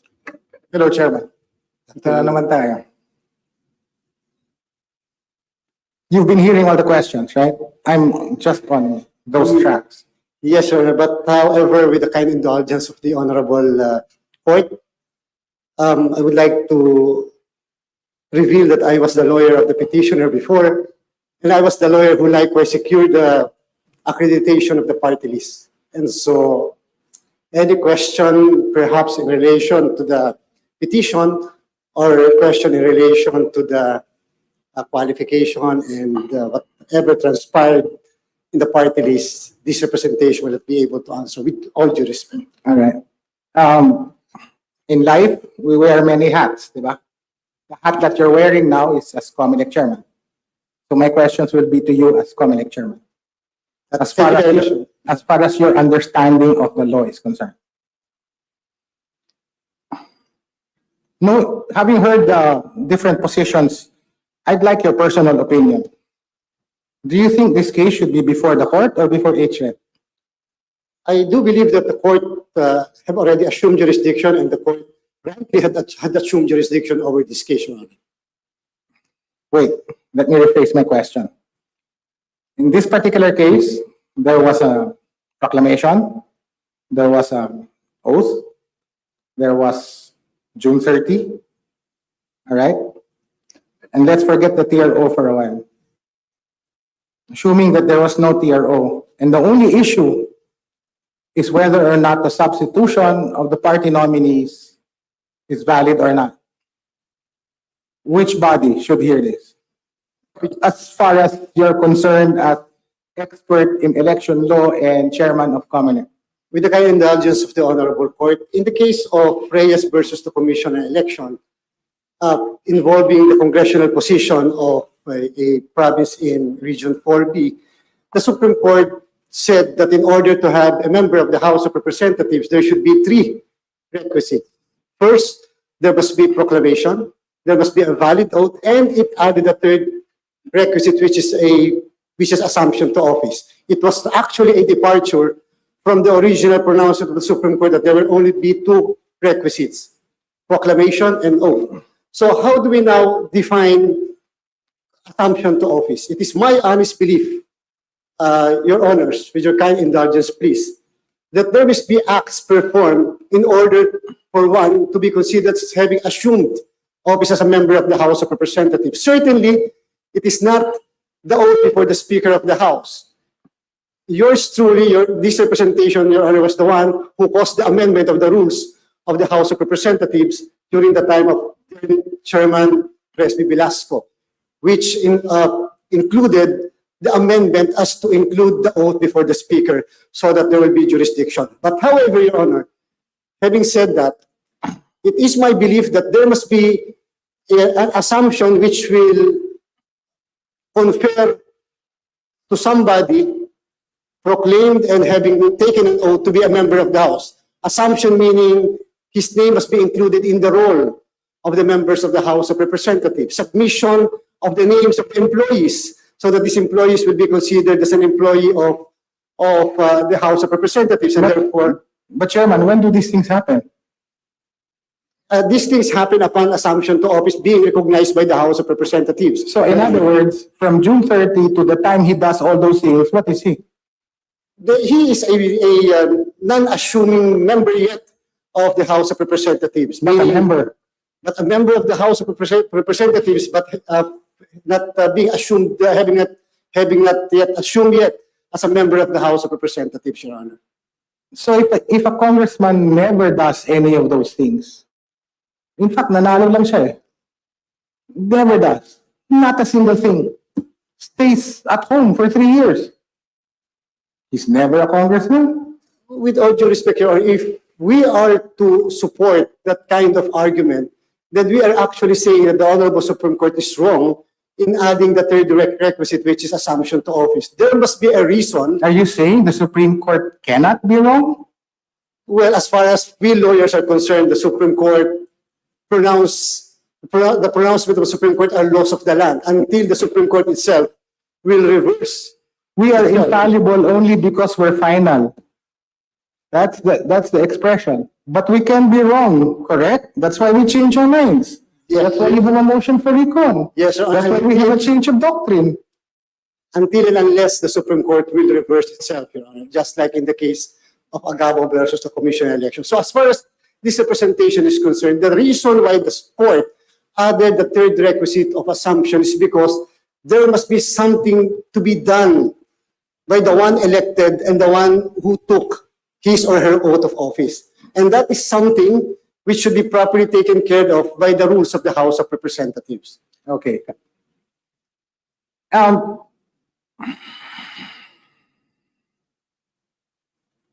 Can the HRET acquire jurisdiction over a party list? Yes, Your Honor. In the A case, party list? yes, Your Honor. How? In the case of Palparan versus HRET, and likewise in the case of Abayot versus HRET, the House of Representatives Electoral Tribunal assumed jurisdiction over the nominee of the party list. Let me clarify the language there in Abayon and clarified in Albano, and I quote, while it is the party list organization that is being voted upon by the electorate, it is not the organization but the individual who eventually sits as and becomes a member of the House. I agree, Your Honor, because I'm the lawyer in the case of Abayon. Okay, and therefore, Likewise, the case in the case of Palparan versus and therefore the HRET's jurisdiction is only over members, not over party lists, correct? It's true in the case of Palparan versus HRET, and the COMELEC has jurisdiction over the party list. Over the party list? The COMELEC, yes, Your Honor. Or over the member?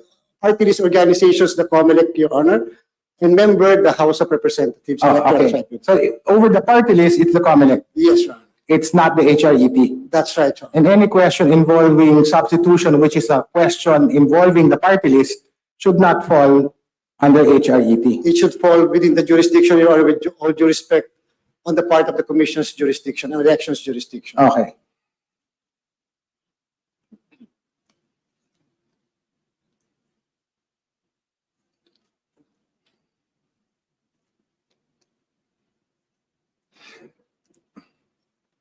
Okay. Yeah. Sorry. Let me go to the questions of Justice Jolo. These are my final questions, so I'm about to finish. I'm bothered by this language of the Constitution. The language of the Constitution says, the COMELEC, and I quote, shall decide by a majority vote of all its members, close quote, any case or matter brought before it. How do you understand that phrase, majority vote of all its members?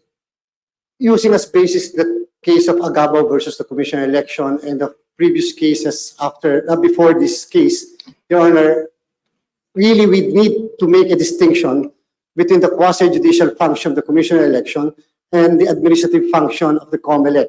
In the earlier case of Fermin versus the Commission election, the Supreme Court said, when it comes to administrative function of the COMELEC, it involves any controversy arising out of the implementation of election laws. The reason why, Your Honor, the COMELEC is given such a leeway as far as administrative matters are concerned is because of the very nature of elections in our country. Try to imagine, Your Honor, if you're going to require a majority vote of 4 at any given time, as cited in the case of Estrella, in the case of Legazpi, then in that case, Your Honor, the COMELEC will not be able to dispose and dispense matters before it administratively. We are not always there as a whole. And so, I'll interrupt. So when you say all or 4 out of 7, what you're understanding by the phrase all of its members is that there must always be 4. as far as quasi-judicial functions, exercise of the quasi-judicial function of the COMELEC is concerned. Okay. So when the Constitution says that the COMELEC can sit in 2 divisions, that's a division of 3 and 3.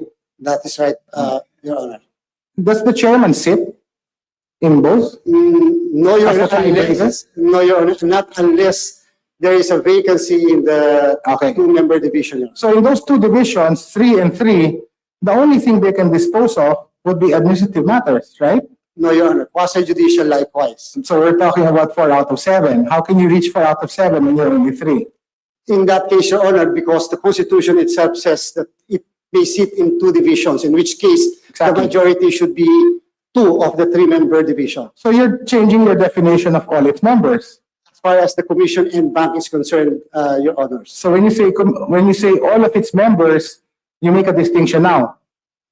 4 out of 7 For the NBank for NBank exercise of quasi-judicial judicial powers. But when it's sitting as a division, it is 3 out of 4 because you understand all of its members as referring only to the members of the division. With all due Sorry, 3 out of 4.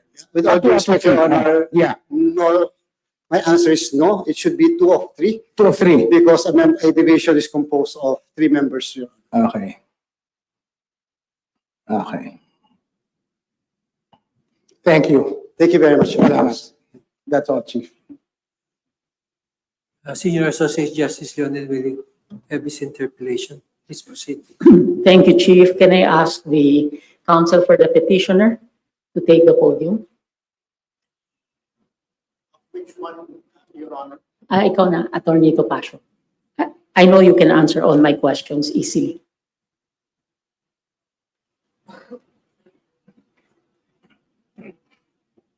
So just to clarify, Yes, thank you, Your Honor. Your Honor, please, with the kind indulgence of this court, I would just like to, before I answer any questions, I would just like to respectfully but vigorously restate the position of the petitioner that the HRET does not have jurisdiction. It is this court. I say that unhobbled by the potential conflict of interest that might arise had my good colleague, Attorney Edward, stated the same, Your Honor. thank you, Attorney Topacio. Thank you, Your Honor. more than you know, the court is aware your various positions and the difficulties of your co-counsel a while ago. Yes, Your Honor. We are, I think, very observant and intelligent creatures. So I hope that you can understand. Okay, now, just to clarify, so you bring this case on certiorari, is that correct? Yes, Your Honor. Okay, and certiorari are two kinds. Yes, One Your by Honor. 65. Of course, there's 64, 64 similar to 65 when it comes to constitutional commissions. The other one is Article 8, Section 1, where there is the concept of extraordinary jurisdiction by this court on any exercise of grave abuse of discretion of any organ of government, correct? Yes, Your Honor. And any organ of government includes the Comelec. Yes, Your Honor. Yes. So therefore, we are not talking here of whether Comelec has exercised administrative or quasi-judicial powers. Yes, Your Honor. Your contention is that, as a matter of fact, when it exercised either administrative or quasi-judicial powers, it gravely abused of discretion, Yes, Your Honor. abused its discretion on several counts. And the way I understand it, there are seemingly 4 different reasons Yes, Your why Honor. you say that the Comelec has gravely abused its discretion. Okay, now, Comelec has the power under Article 9, Article 9, Section C, Section 2, subparagraph 1. Okay, to administer and enforce all election laws, Yes, Your Honor. correct? And election law includes the party list law. Yes, Your Honor. And under the party list law, there was a section that was read a while ago, Section 8, correct? Yes, Your Honor. Now follow me, second paragraph of Section 8, second sentence. Can you read? I will read for you.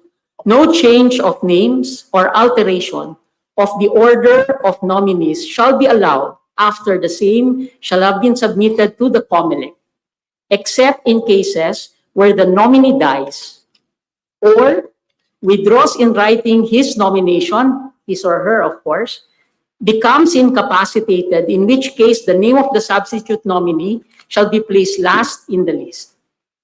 You affirm that that is part of the provision?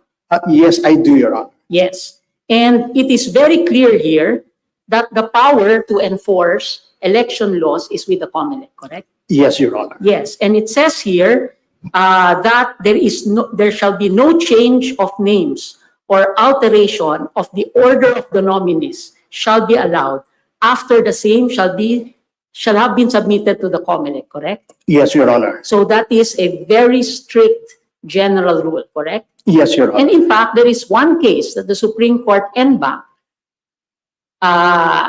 where the Supreme Court en banc interpreted what is meant by that phrase. And that case is Lokin versus Yes, Your Comelec, Honor. correct? Yes, I Your think Honor. that was cited also in your pleadings, right? Yes, Your Honor. The ponente in that case is no less than a former Chief Justice, now the Executive Secretary, and there was no dissent in that case, correct? Yes, Your Honor. And in that case, it said that once the list is submitted to Comelec for election, it is already permanent, correct? Yes, Your Honor, subject to certain exceptions. Subject to certain exceptions, but it was very clear that the exceptions were exceptional. Yes, Your Because- Honor, and restrictively to be applied, Your Honor. Yes, because we do not want to create a fraud on the electorate who is the sovereign, correct? That is the language of the ponential. So by analogy, Comelec makes sure that any candidate for a legislative district is not a fictional person, correct? Yes, Your That's Honor. why they compel the candidate to come in person, have biometrics, submit the certificate of candidacy themselves and swear to them in person, correct? Correct, Your Honor. And for a party list candidate, they require that the party list organization is registered, correct? Yes, Your Honor. And the registration of a party list is not a ceremony, correct? Yes, Your Honor. In fact, the registration of a party list is not done by a division. It is done by the Comelec en banc, correct? Yes, Your Honor. True, the division does the initial work, but eventually it is the Comelec en banc that actually looks at the party list and registers it, correct? Yes, Your Honor. And any approval of the list of nominees will only be done by the COMELEC and bank, correct? Yes, Your Honor. And as a matter of fact, there were several cases in which COMELEC commissioners themselves said that the power to approve the list is not mere ceremony. It is so important that in cases where hours before the election it is changed, they do not approve it, correct? Yes, Your Honor. And one of those cases is the case of Duterte youth, correct? Yes, Your Honor. Yes, and in fact, there was a separate dissenting opinion in that case, correct? Yes, Your Honor. Written by The respondent, Your Honor. Respondent, who said that the administrative power of COMELEC and bank to approve the list is not idle ceremony. It is something that is seriously taken or should be seriously taken by the COMELEC and bank, correct? Yes, Your Honor. And for the record, publicly, I sided with then Commissioner Guanzon on that issue, even in spite of my friendship with Chairman Cardema, Your Honor. That is a matter of public record. Yes. Actually, we are all friends here. Yes, Your Honor. But because we are lawyers, we are entitled to take positions on subjects or issues of particular cases, correct? Yes, Your Honor. And we do not take that personally because we are always lawyers for the public interest, correct? Yes, Your Honor. Yes. Officers of the court. Yes. So, when the law says, except in cases where the nominee dies or withdraws in writing his nomination and becomes incapacitated, in which case the name of the substitute nominee, etc. Yes, Your Honor. Please last. Who has the function to determine whether the nominee indeed died or is incapacitated? Your Honor, in case of death, of course, proof of death will have to be presented. Who? What part of the constitutional order? What organ in the Constitution? The Independent Commission on Elections, Your Honor. The Independent Commission on Elections. Yes, Your Honor. Why do you have to qualify Commission on Elections as independent? Are they not assumed to be independent? Yes, Your Honor. Okay, yes. You got me worried here. And, Yes, Your Honor. I meant no I see insinuation, the Your Honor. other looks of Commissioner Garcia already. Okay. Who is also my friend, Your Honor. Yes. So we are saying that this is the law that is to be enforced by COMELEC. Therefore, COMELEC has to make sure that the nominee is actually dead, correct? Yes, Your Honor. And for you, it's just a proof of a certificate of death from the PSA, correct? Yes, Your Honor. Or something else that they might require, but it is up to them, right? Yes, Your But Honor. COMELEC must also ensure that not only is there a proper withdrawal in writing, it must also be because that person is incapacitated, correct? Yes, Your Honor. Especially if the withdrawal happens after the election, correct? Yes, Your Honor, in view of Why? the restrictive application. In fact, in COCOFED, Your Honor, in the case of COCOFED, the ponensya of which was written by no less than then Commissioner Robert Christian Lim, he batted for a restrictive application of the requirements for substitution if the same is made post-election, Your Honor. And I Okay. think you can confirm that. Let me explore the philosophy of that some more, the political philosophy behind that. When a party list, which is an organization, presents itself to the public for election, correct? Yes, Your Honor. The law actually says that they must be registered 45 days before the election. There has to be a list of names that is published, correct? Yes, Your Honor, twice in a newspaper of general circulation. And there is a requirement that the nominee should be a member of the party 90 days before the election, correct? Yes, Your Honor, further qualified by the phrase bona fide. So we can read this as meaning that the law ensures that the electorate is able to identify not only the organization, but the nominees or the nominee and the substitute nominee 1, substitute nominee 2, substitute nominee 3, and substitute nominee 4, because there are 5 nominees. Yes, correct? Your Honor.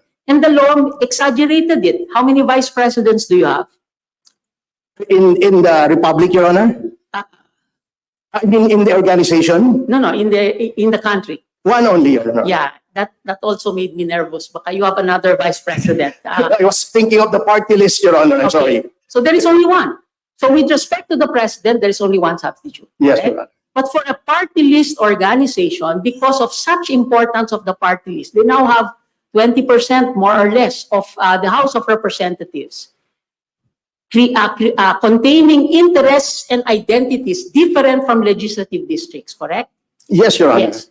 For the party list, electorate must see not only the organization, not only the name of the organization, but they must be assured by COMELEC that they know that if number 1 cannot sit, it will be number 2. If number 2 cannot sit, it will be number 3. If number 3 cannot sit, it's number 4. And if number 4 cannot sit, it's supposed to be number Yes, 5. that is the ratio decidendi, Your Honor, of both COCOFED and LOCIN, which are the landmark cases on this issue. So you agree with me that if COMELEC allows all 5 to withdraw at the same time, then with only that, there is not only abuse of discretion, but grave abuse of discretion.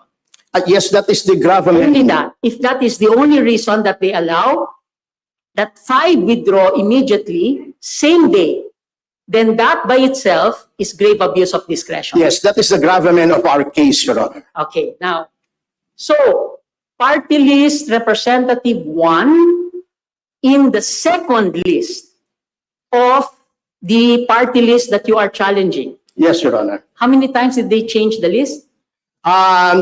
I think there was a change before, which was well within the deadline, and another one 3 on times. June 15. Yes, Your Honor. 3 times. The first time, there was a list of 5. The second time, the list of 5 was changed because they changed number 2 to number 5, correct? Yes, Your Honor. And then after the elections, in one day, all 5 withdrew, correct? Yes, Your Honor. What was that day?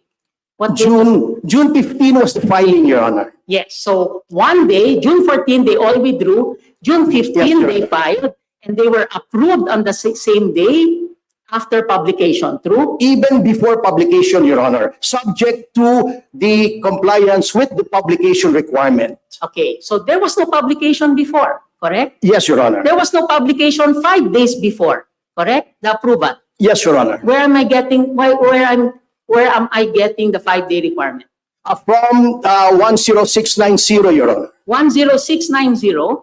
It says that there must be publication at least not later than 5 days after the submission, Your Honor. Oh, so you are saying that the approval of COMELEC should have been preceded by publication. Yes, Your Honor. Because publication is the assurance to the COMELEC that at least the public will know, and so that if they have any objection, they themselves can object, correct? Yes, Your Honor. But in this case, Your Honor, if I may say so, the publication is futile because the electorate has already cast their votes. Okay.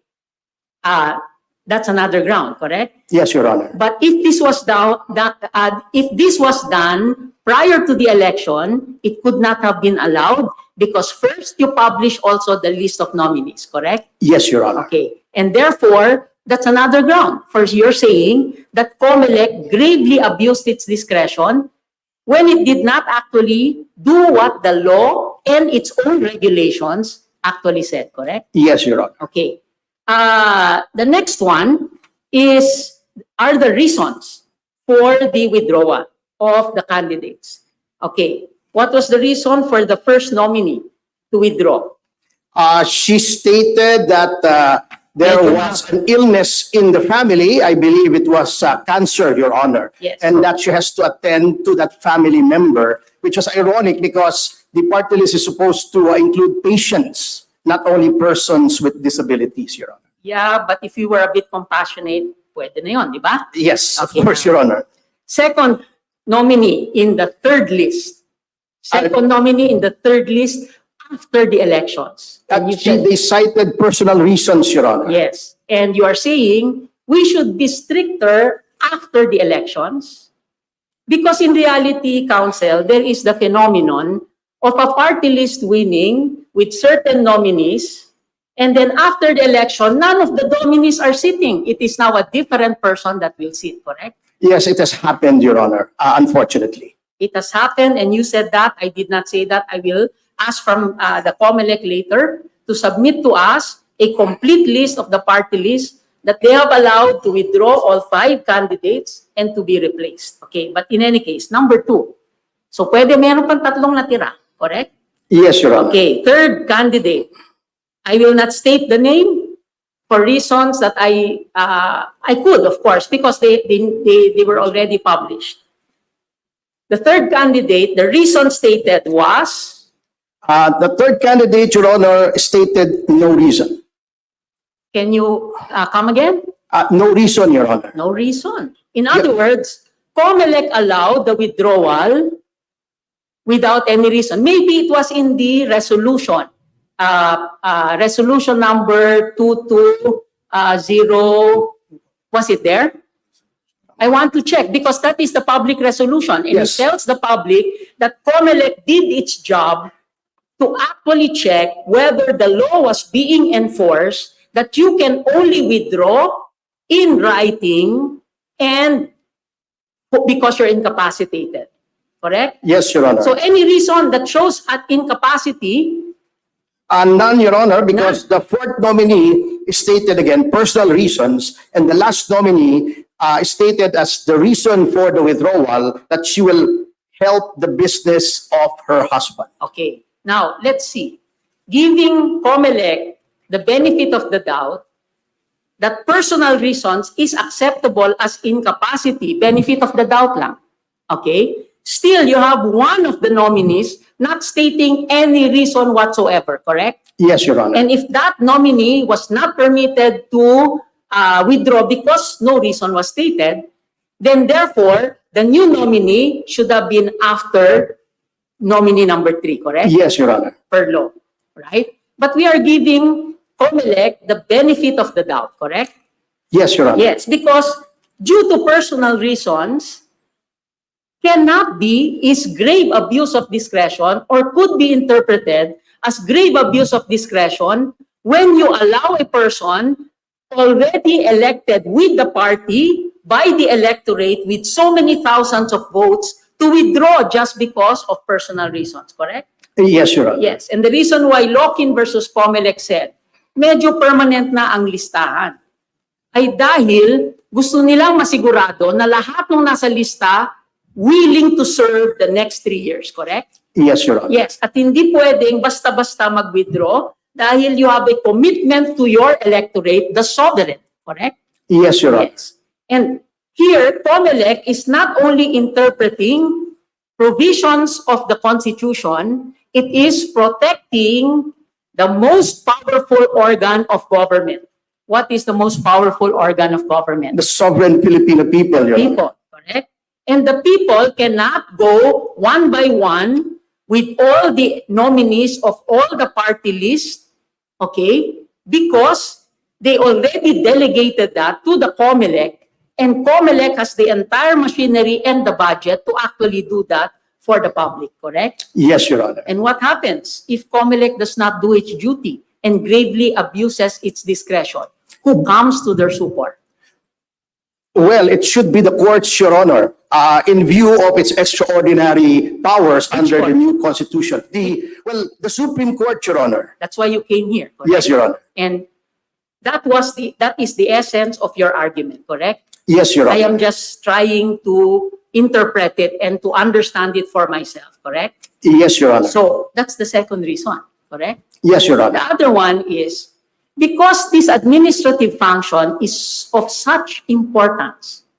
Okay, let's look at why it is very important, Council. 20% of the House of Representatives will not be legislative districts. 20% will be organic organizations with memberships carrying certain interests from motorcycles, di ba may one rider, no? Yes, Your Honor. Ang mata, Okay? To bayan muna, to akbayan, and to, there was a party list that was of former military officials before Bantay. Correct? Yes, Your Honor. And they are organic. They are not the traditional politicians.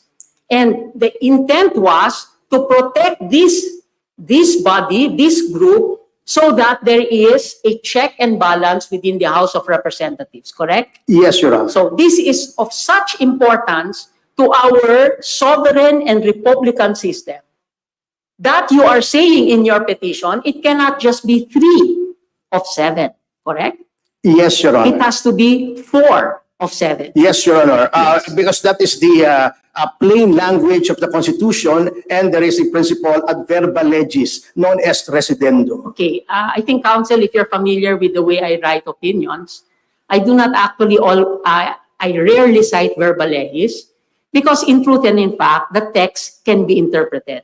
When it says majority under this context, where there were only 3, okay, when it says majority, that's difficult to say that it actually already means 3 or 4. Okay, that's why I'm saying you have to go into the context of the text itself. Yes, Your Honor. In order to understand it. And it cannot be that a COMELEC intended by the sovereign to be 7 can only act 3 in order to allow, after the election, a party list to change its entire set of nominees. Correct? Yes, Your Honor. I have nothing against the individual respondent in this case. I have nothing. But I have everything. My concern is how we interpret this case determines the 20%. Determines whether or not the electorate, when it voted, ito yung listahan ng 5, naka-5 na, siniguradong 5. Kasi makakaupo lang dyan 3 at most. Meron pang 2 extra. Sinigurado natin sa electorate, COMELEC said, ito yung 5 ready to serve. And then after the election, biglang lahat sila, due to personal reasons, no reason stated, due to personal reasons, pinayagan. And then may umupo. Correct? Yes, Your Honor. Okay. Let's go through the timeline. February 2, the respondent finished her term as commissioner. Correct? Yes, Your Honor. February 4, she joins. That is the presentation in the comment. Yes, She joins P3PWD. Komunidad, the P3PWD, a party list which is well worth its salt, correct? Yes, Your Honor. Yes, it's a very important representation in the House, and I hope sometime even in the Senate, and I hope sometime even in the Supreme Court, correct? Yes, Your Honor. Pero wala kaming party list dito, correct? Yes, Your Honor. Okay. But the point there is, February 4, she joins. The 90 days before the election is February 6, correct? Yes, Your Honor. So technically, she beat it by 2. Yes, Your Honor. Okay. We so concede, Your Honor. Okay. That was a time where it was possible, because it was still more than 90 days before the election, that if in fact she wanted to be the nominee, or the party wanted her to be the nominee that will sit, they could have submitted in the second list that they submitted her name already, correct? Yes, Your Honor. But they did not submit that, correct? Yes, Your Honor. Yes. In fact, it was only after the elections that they submitted her name, correct? Yes, Your Honor. It was not only after the elections that they submitted her name, it was after the first nominee had already taken the oath, correct? Yes, Your Honor. And when the first nominee took the oath, she withdrew. Yes, Your Honor. And when she withdrew, same day, June 14, exactly the same day, sabay-sabay sila nagkaroon ng incapacity, correct? Yes, Your Honor. This is coincidence, correct? I do not believe so, Your Honor, with all due respect to Yeah, it can the happen. good respondent. It can happen. Miracles happen, according to my colleagues. That miracles do happen. So all 5 of them, in one day, suddenly withdrew, and then June 15, COMELEC approves, correct? Approves the new list, correct? Yes, Your Honor. One day after the list was submitted, correct? Yes, Your Honor. Without publication, right? Yes, Your Honor. So your position is that there is grave abuse of discretion. Yes, Your Honor. Yes. So again, because the law was not properly implemented by COMELEC. The reasons stated were not followed. The reasons stated did not harmonize with the basis provided under the law, correct? Yes, Your Honor. Incapacity or death. Okay, I do not wish ill on many of them. I hope that they do not have any further incapacity other than what they have now. Likewise, Your Honor. Yes. And again, very difficult case because the incapacity cannot be your incapacity that you become a member of the party list, correct? Yes, Your Honor. That cannot be the ground. It has to be a different one, correct? Yes, Your Honor. So an additional point that COMELEC should have examined specific to this party, correct? Yes, Your Honor. In other words, if I am bipolar, and that is my incapacity, and that is my reason for, that is my disability, and I join the party and become a nominee of the party on the basis of my disability, I cannot withdraw on the basis of that disability, correct? Definitely, Your Honor. Yes. So in this particular case, there was one person who did not even state a reason, yet COMELEC did not examine why that person was withdrawing, correct? Yes, Your Honor. Yes. At least not from the records that you actually have, correct? Yes, Your Honor. Yes. So the last one is, you are saying that during the term of the respondent, she sat in the COMELEC that approved the registration of the political, of the party list, correct? Yes, Your Honor. And second, she also sat in the same COMELEC that approved the first list, correct? She was in the first list, yes, Your Honor. And in the, she also sat when they approved the withdrawal of number 2, 3, and 4, and yes, the approval of the second list, correct? Yes, Your Honor. Yes, because the approval of the second list was done November 5, 2021. Okay? November 24, COMELEC approved P3 PWD's withdrawal with substitution for the second list, correct? Yes, Your Honor. Okay. So again, you're saying that she may be disqualified, not criminally liable yet, Yes, of course. but disqualified because she already sat before an organization that now she benefits from, correct? Yes, Your Honor. Specifically, who won the elections? Yes, Your Honor. Was it the respondent or was it the party list? It's the party list with the informed choice of the electorate using the language of Lokin, presuming that they have seen the published list of 5 nominees, Your Honor. Just to be clear about our legal situation here, it is the organization that was voted upon. Yes, Your Honor. And the organization, of course, submitted articles of incorporation or bylaws or saligang batas to their saligang batas, their charter, to the COMELEC. Yes, Your Honor. And why do they submit their charter to the COMELEC? So that the COMELEC may know their advocacy, because there are certain groups, Your Honor, Not which are only the disqualified. advocacy, but also the modality by which they accept bona fide members, Yes, Your Honor. so that they can check also whether the nominees are actually bona fide members, because that's a requirement under the law. Correct? Yes, Your Honor. And in case of substitution or withdrawal, they can check the reasons and the procedure for the withdrawal of the nominees, that they actually follow what's in the saligan. Yes, Your Honor. What's in their charter. Correct? Yes, Your Honor. Did the COMELEC actually do this?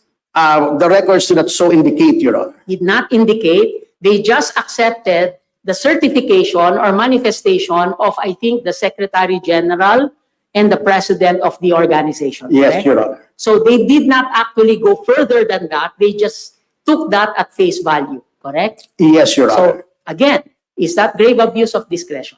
We so opine humbly, Your Honor. Okay, now, just to put another issue at rest, or perhaps to clarify the issue, the HRET has jurisdiction over the election, the returns, and the qualifications of members of the House of Representatives, correct? Yes, Your Honor. Now, who won the election? Was it the respondent? Was it the nominee prior to her who took her oath? Or was it the party list? In strictissimi juris, Your Honor, it is the party list. Yes, it's the party list that won. And therefore, if there is any question regarding the qualification of the party list to actually run for election, that's a threat, correct?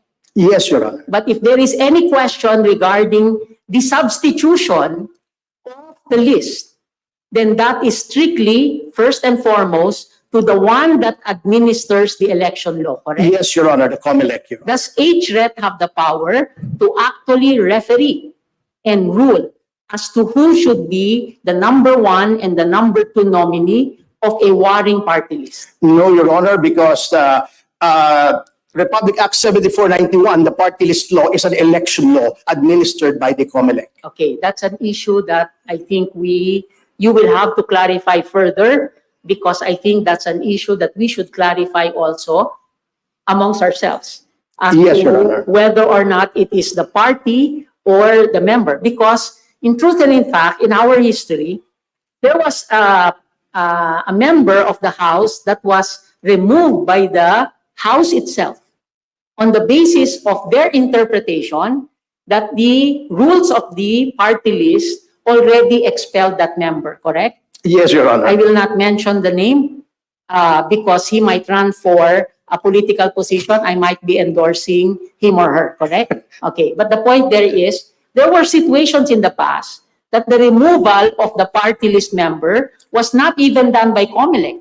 It was done by the House itself as part of the manifestation of the political party that he or she is no longer qualified to be a member of their party, correct? Yes, Your Honor. So it is not an exclusive jurisdiction of HRET, correct? Yes, Your Honor. It can be interpreted that way. I'm not saying that that's my position. I'm just asking you whether it can be interpreted that way. Yes, Your Honor. Yes, okay.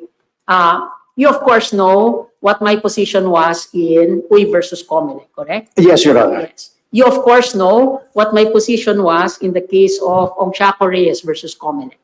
Yes, Your Honor. Yes. Where was I there? I have the notes here, Your Honor. And the easiest answer is, Justice Yonen, you're in the dissent, Yes, Your Honor. correct? Okay. And how many dissenters were there in Ongsiaco Reyes?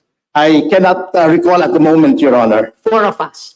Justice Carpio, Justice Villarama, Justice Brion, who penned the dissenting opinion, and the most junior member was Justice Yonen, correct? I suppose so, Your Honor. How many voted for that case?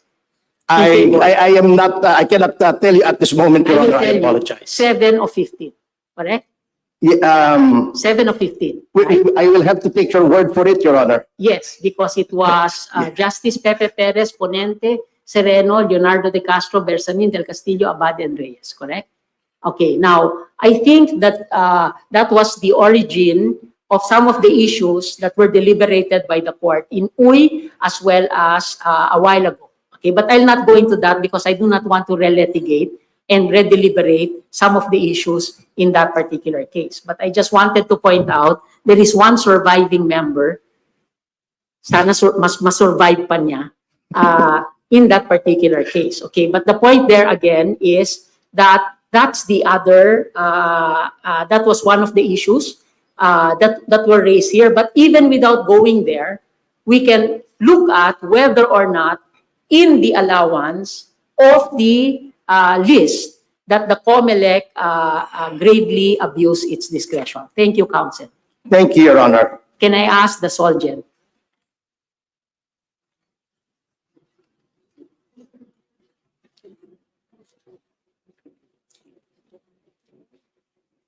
I will not ask you any question.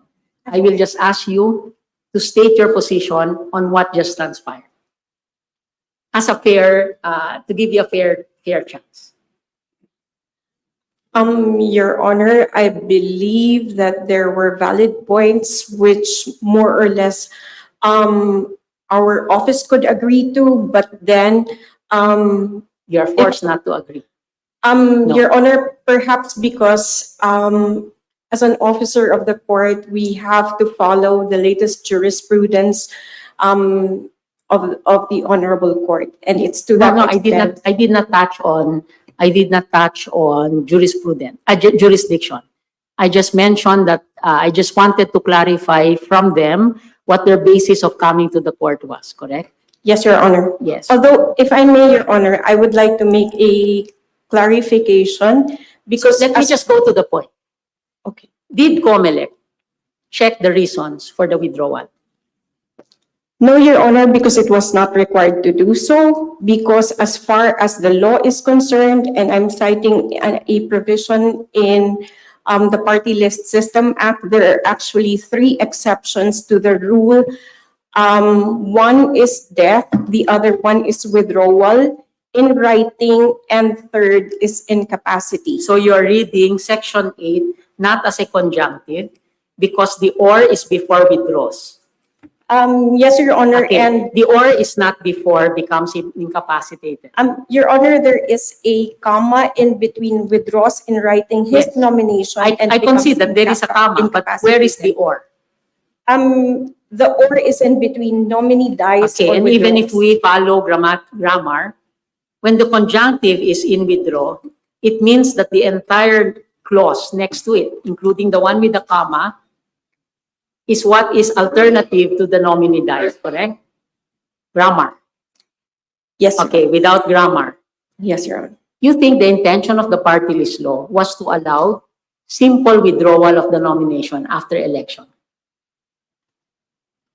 You think it is logical in terms of the philosophy of our government that the list of 5 nominees can withdraw on the same day, anytime after the election, after they did publication, after they did the vetting with the COMELEC, after they presented themselves to the public, that they just withdraw after the election without any reason whatsoever? You think that is a logical conclusion that this court will allow, considering the importance of the party list?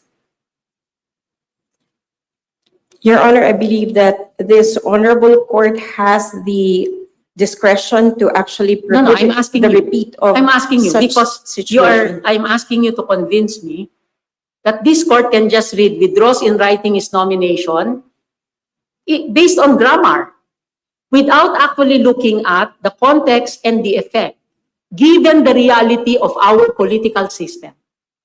You think that this court will render justice by simply saying, ay, pwede yan. Pagkatas ng election, lahat ng 5 pwedeng mag-withdraw. No reason, personal reason, we don't care. Kasi nakalagay dyan, withdraws in writing his nomination. Dura lex sed lex. Whereas the lex can be interpreted as withdraws in writing his nomination, becomes incapacitated. Which means only because you're incapacitated, mahiya naman kayo sa electorate. So which interpretation, if you were sitting as a member of this court, how would you interpret that? If I were a member of the honorable court, I would definitely choose the latter because the court does have an obligation to ensure that that the spirit behind the law is not abused. You see Your the Honor. importance of this case, counsel. The importance of this case will determine how strong our party list system will be. That the electorate is already informed when they vote for the party list. Nandito sa 5 yung gusto ko. At nasa konteksto siya ng isang partido tulad ng P3PWD. Hindi ako mabibigla pagkatapos na iba yung tatakbo o iba yung upo. You see the importance of this case? Yes, Your Honor. Thank you, counsel. That's all, your Chief Justice. Just a few questions to the counsel of petitioner. Yeah, petitioner, you, the counsel. Can you tell us what direct injury will be sustained by the petitioner when we allow Guanzon to sit?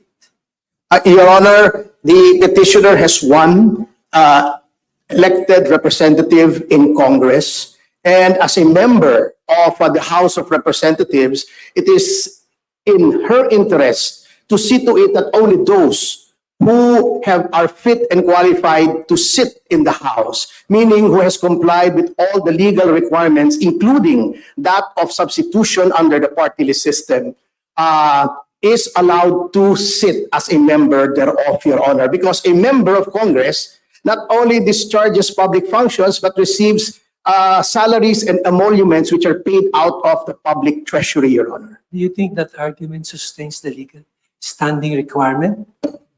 We believe so, Your Honor, because the requirements on standing has acquired a latitudinarian concept over the years, Your Honor. Yeah, but we're going back to the basic concept that there must be a direct injury. You read the recent jurisprudence. Yes, Direct Your Honor. injury to sustain the judicial justiciability of the standing. Yes, Your Honor, aside from the latitude now accorded by law, Your Honor, there is a relaxation of the rule when the matters are of transcendental importance, as pointed out by Mr. Justice Leonen, Your Honor. Who sustained the injury in this case? Is it a member of the PWD, or the previous nominees, or the registered voter who voted for P3 PWD?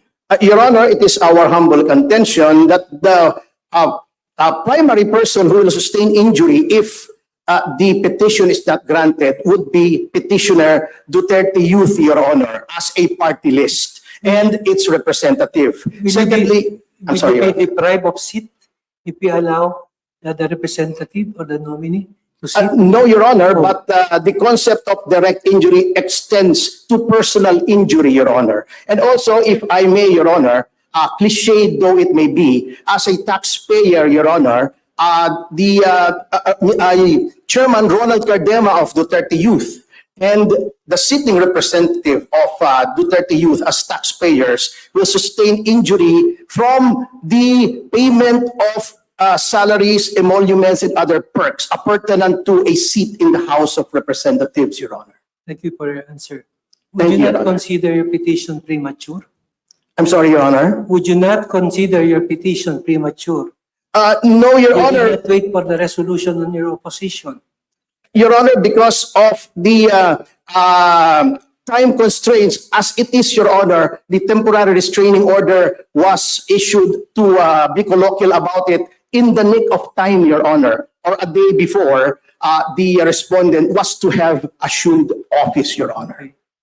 The Solicitor General argues on two bases, Section 8 and Section 16, right? Yes, Your Honor. Bases, okay. Is there a difference between the two? And tell us. Your Honor, as I have replied to Mr. Justice Leonen, the primary relief being sought is that under the extraordinary or expanded jurisdiction of this honorable court with respect to the power to restrain or invalidate acts of any other branch of government, which may be in grave abuse of discretion amounting to excess of jurisdiction, Your Honor. That is a difference. Here, grave abuse is sufficient, Your Honor. What's the distinction between Section 8 and Section 16? Your Honor, here, the power is wider, Your Honor. There need not be the requirements of grave abuse that was traditionally No. being... The difference between Section 8 and Section 16 depends on the situation. Yes, Your Honor. What's the difference between Section 8 and Section 16? Well, the situation here, Your Honor, is Section 8 covers what situation? mostly judicial or quasi-judicial act, Your Honor. You are not responding to the question. The response is Section 8 covers substitution, right? No. Yes, Your Honor. What about Section 16? Section 16 of... The party list, 79. I was thinking of the rules on... What rules? On grave abuse, Your Honor, on certiorari. Listen to the question. There is no Sections 8 and Section 16 in Rule 65. I was assuming that. I apologize, Your Honor. There's a marked distinction between the two, upon which the solicitor relies for its arguments. This is with respect to the action of the COMELEC, Your Honor. Exactly. And the rules governing that situation. Here, Your Honor, in Section 8, it refers to the qualification of the party list itself, Your Honor. Yeah, but there's a provision on substitution. When is substitution possible? Substitution of nominees, Your Honor. Yes. Yes, Your Honor. In case under the resolution, Your Honor, in relation to the Party List Act, Your Honor, there is substitution only in case of death or incapacity or withdrawal of nomination, Your Honor. Okay. When can there be additional nominees?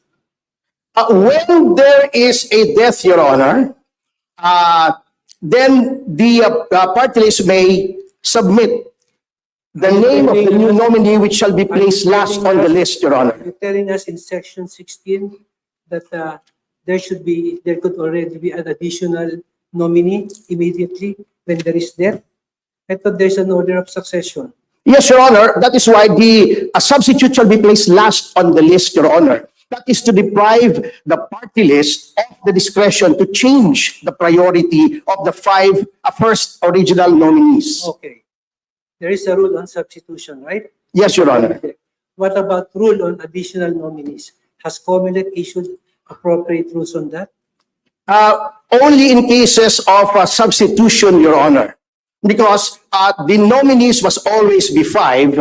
If the person who dies or is incapacitated or withdraws his nomination is less than 5, then only those who either died or are incapacitated or have withdrawn their nomination shall be substituted, but they shall be placed last. In the present case, what is the applicable rule? Section 8 or Section 16?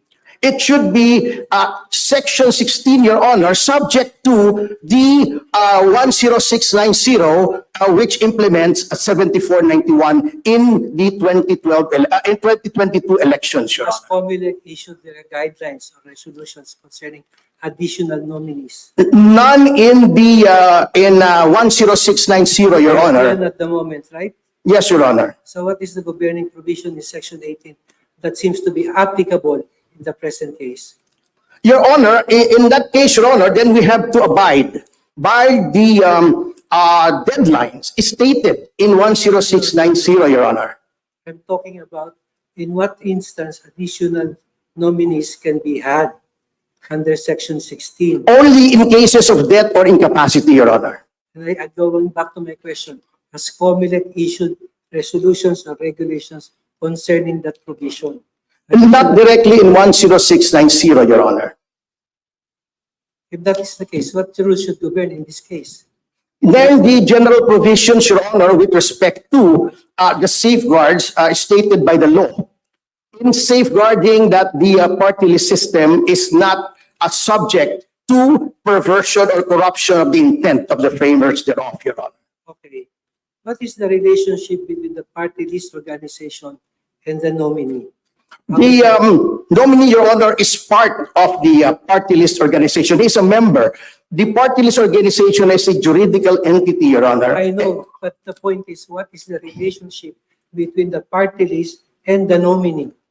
If what you mean is that they should be bona fide members, meaning they represent the There advocacy. is a relationship between the party list organization and the nominee, according to jurisprudence. What is that relationship? That's very important. There is some sort of agency, I believe, Your Honor. Okay, there's some sort of agency. Yes, Your Honor. Who is the principal? The party list, Your Honor. Who is the agent? The nominee, Your Honor. Elected, right? Yes, Your Honor. Cannot the principal substitute or change his agent? Your Honor, yes, but under certain qualifications. In fact, in Lokin, Your Honor, these Honorable Supreme Court restricted the instances wherein the nominees may be replaced, Your Honor. There used to be a provision that the party list may withdraw the nomination, in which case the nominee shall be changed. But that the particular provision in the implementing rules was struck down, Your Honor, in lock-in. Yeah, because if the agent betrays the interest of the party list, he can be disregarded as member, right? Correct? Yes, Your He Honor. can be withdrawn as member representative. Yes, Your Honor. Okay. Because the principle of agency. What are the limitations with respect to that relationship? The limitations, Your Honor, are that, number one, of course, in case of withdrawal, as stated in the various IRRs or implementing rules and regulations, in this case 10690, the withdrawal must be made on or before November 15, 2021. This is so because withdrawal is a deliberate act, Your Honor. In case of death or incapacity, according to the implementing rules, since that is an unforeseen event, the party list has until a midday of election within which to make the substitution, Your Honor. Okay. Anyway, following Justice John's question on publication, is there a provision in the Constitution that requires the names of party list nominees to be published? No, Your Honor, but it is included in the general provisions of the party list system that it shall be free, honest, and orderly, Your Honor. And by being free, it has been interpreted in COCOFED by this honorable court that the electorate must be given an opportunity to make an informed choice. That is the phrase used by the honorable court. So the requirement on publication of the list of nominees was based on jurisprudence in effect. Well, the party list law, Your Honor, plus the implementing rules, Your Honor, to give the according also to lock-in, Your Honor, because this goes into the right of the person to be informed on matters of public concern. Publication of list of nominees is not explicitly required under RA 7941, right? Yes, Your Honor, there is the element of publication in order to make the public aware of the people behind the party list and fine-tuned with respect to party list as to when and where Your Honor. In the law, but it came out only in Komunidad Resolution 9366. Is that correct? Yes, Your Honor, but even in 7491, Your Honor, there is a list of nominees to be submitted, and the general intendment of the framers thereof, which were quoted, the debates of which were quoted in lock-in, is that the public must be made aware. I believe, Your Honor, if memory serves, it was then Congressman Lagman who wanted the nominees to be, the people to be informed of the nominees behind every party list, Your Honor. Okay, thank you very much. Thank you, Your Honor. So,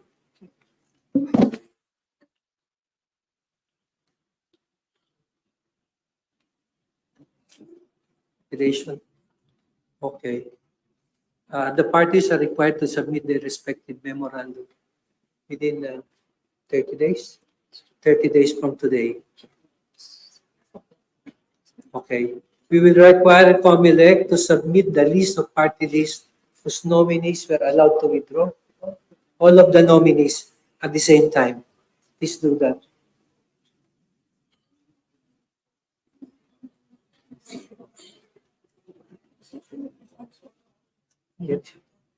So, Mr. Chairman of the COMELEC, please submit through the Solicitor General the complete list of party list organizations who allowed their nominees to withdraw all at the same time, and allow them what period were they made and the substitutions you allowed. Your Honors, for clarification, from what period up to what period? The most recent elections. So 2020, 2018 and 2022 Yes. elections. Your Honor, if I may, with your kind permission, so that the COMELEC will have the last say statement on this matter. You know, Your Honor, it is the advocacy of the present leadership of the Commission. We had been asking Congress to amend Republic Act 7941. Exactly. In almost all cases that had been resolved, decided by the Honorable Supreme Court, the Honorable Supreme Court, to a certain extent, we call that judicially legislated on the provision of 7941. In fact, there were several instances that this court flip-flop or change its position, especially on the formula in arriving at the 2% or arriving at the additional. And so we would like, Your Honor, to emphasize really, as correctly pointed out by the Honorable Justice Leonen, the importance of this case. The Comelec is to conduct the national and local election, more particularly, of course, the party list election for 2025. We will be definitely waiting for the disposition of the Honorable Court as far as this case is concerned. We will be drafting the rules for the 2025 election for the party list, and hopefully will be properly be guided as far as the issue of substitution, as far as the issue of such other requirements pertaining to Republic Act 7940. Hence, really the importance of this case. That's why we are giving too much attention to Comelec as far as this case is concerned, setting aside the personalities involved. I'm sorry, Chair, but I do not think the implication of your saying that there is a flip-flop of the court. I think the court improves on its doctrines. And if ever there is anything, it's only flip, not flop. Kasi Bawal yung flap. bawal yung flop. We are just improving on the cases and clarifying. And rest assured that the court knows its power of judicial review, that sometimes there is indeed a lacuna, but the heart of the Constitution is really social justice. So we are We looking stand at to be corrected, Your Honor, and we agree with the statement of the Honorable Justice Leonen. Thank you very much, Mr. Chief Justice and the members of the court. Mr. Chairman, you realize the gaps in the law, particularly on the party list system. You are aware of all the issues that crops up over the years, right? So I think it's high time for you to call the attention of Congress to amend the laws necessary so that issues can be avoided. And the real purpose of party list system is actually achieved as conceptualized in our Constitution. We will definitely do that, Your Honor. That has Thank you been so the much. intention of the present leadership. Thank you very much, Your Honors. Okay, thank you. Clerk of Court, are there other matters? Session is adjourned. Please rise. Please remain standing while the Chief Justice, the Senior Associate Justice, and the Associate Justices leave the session hall.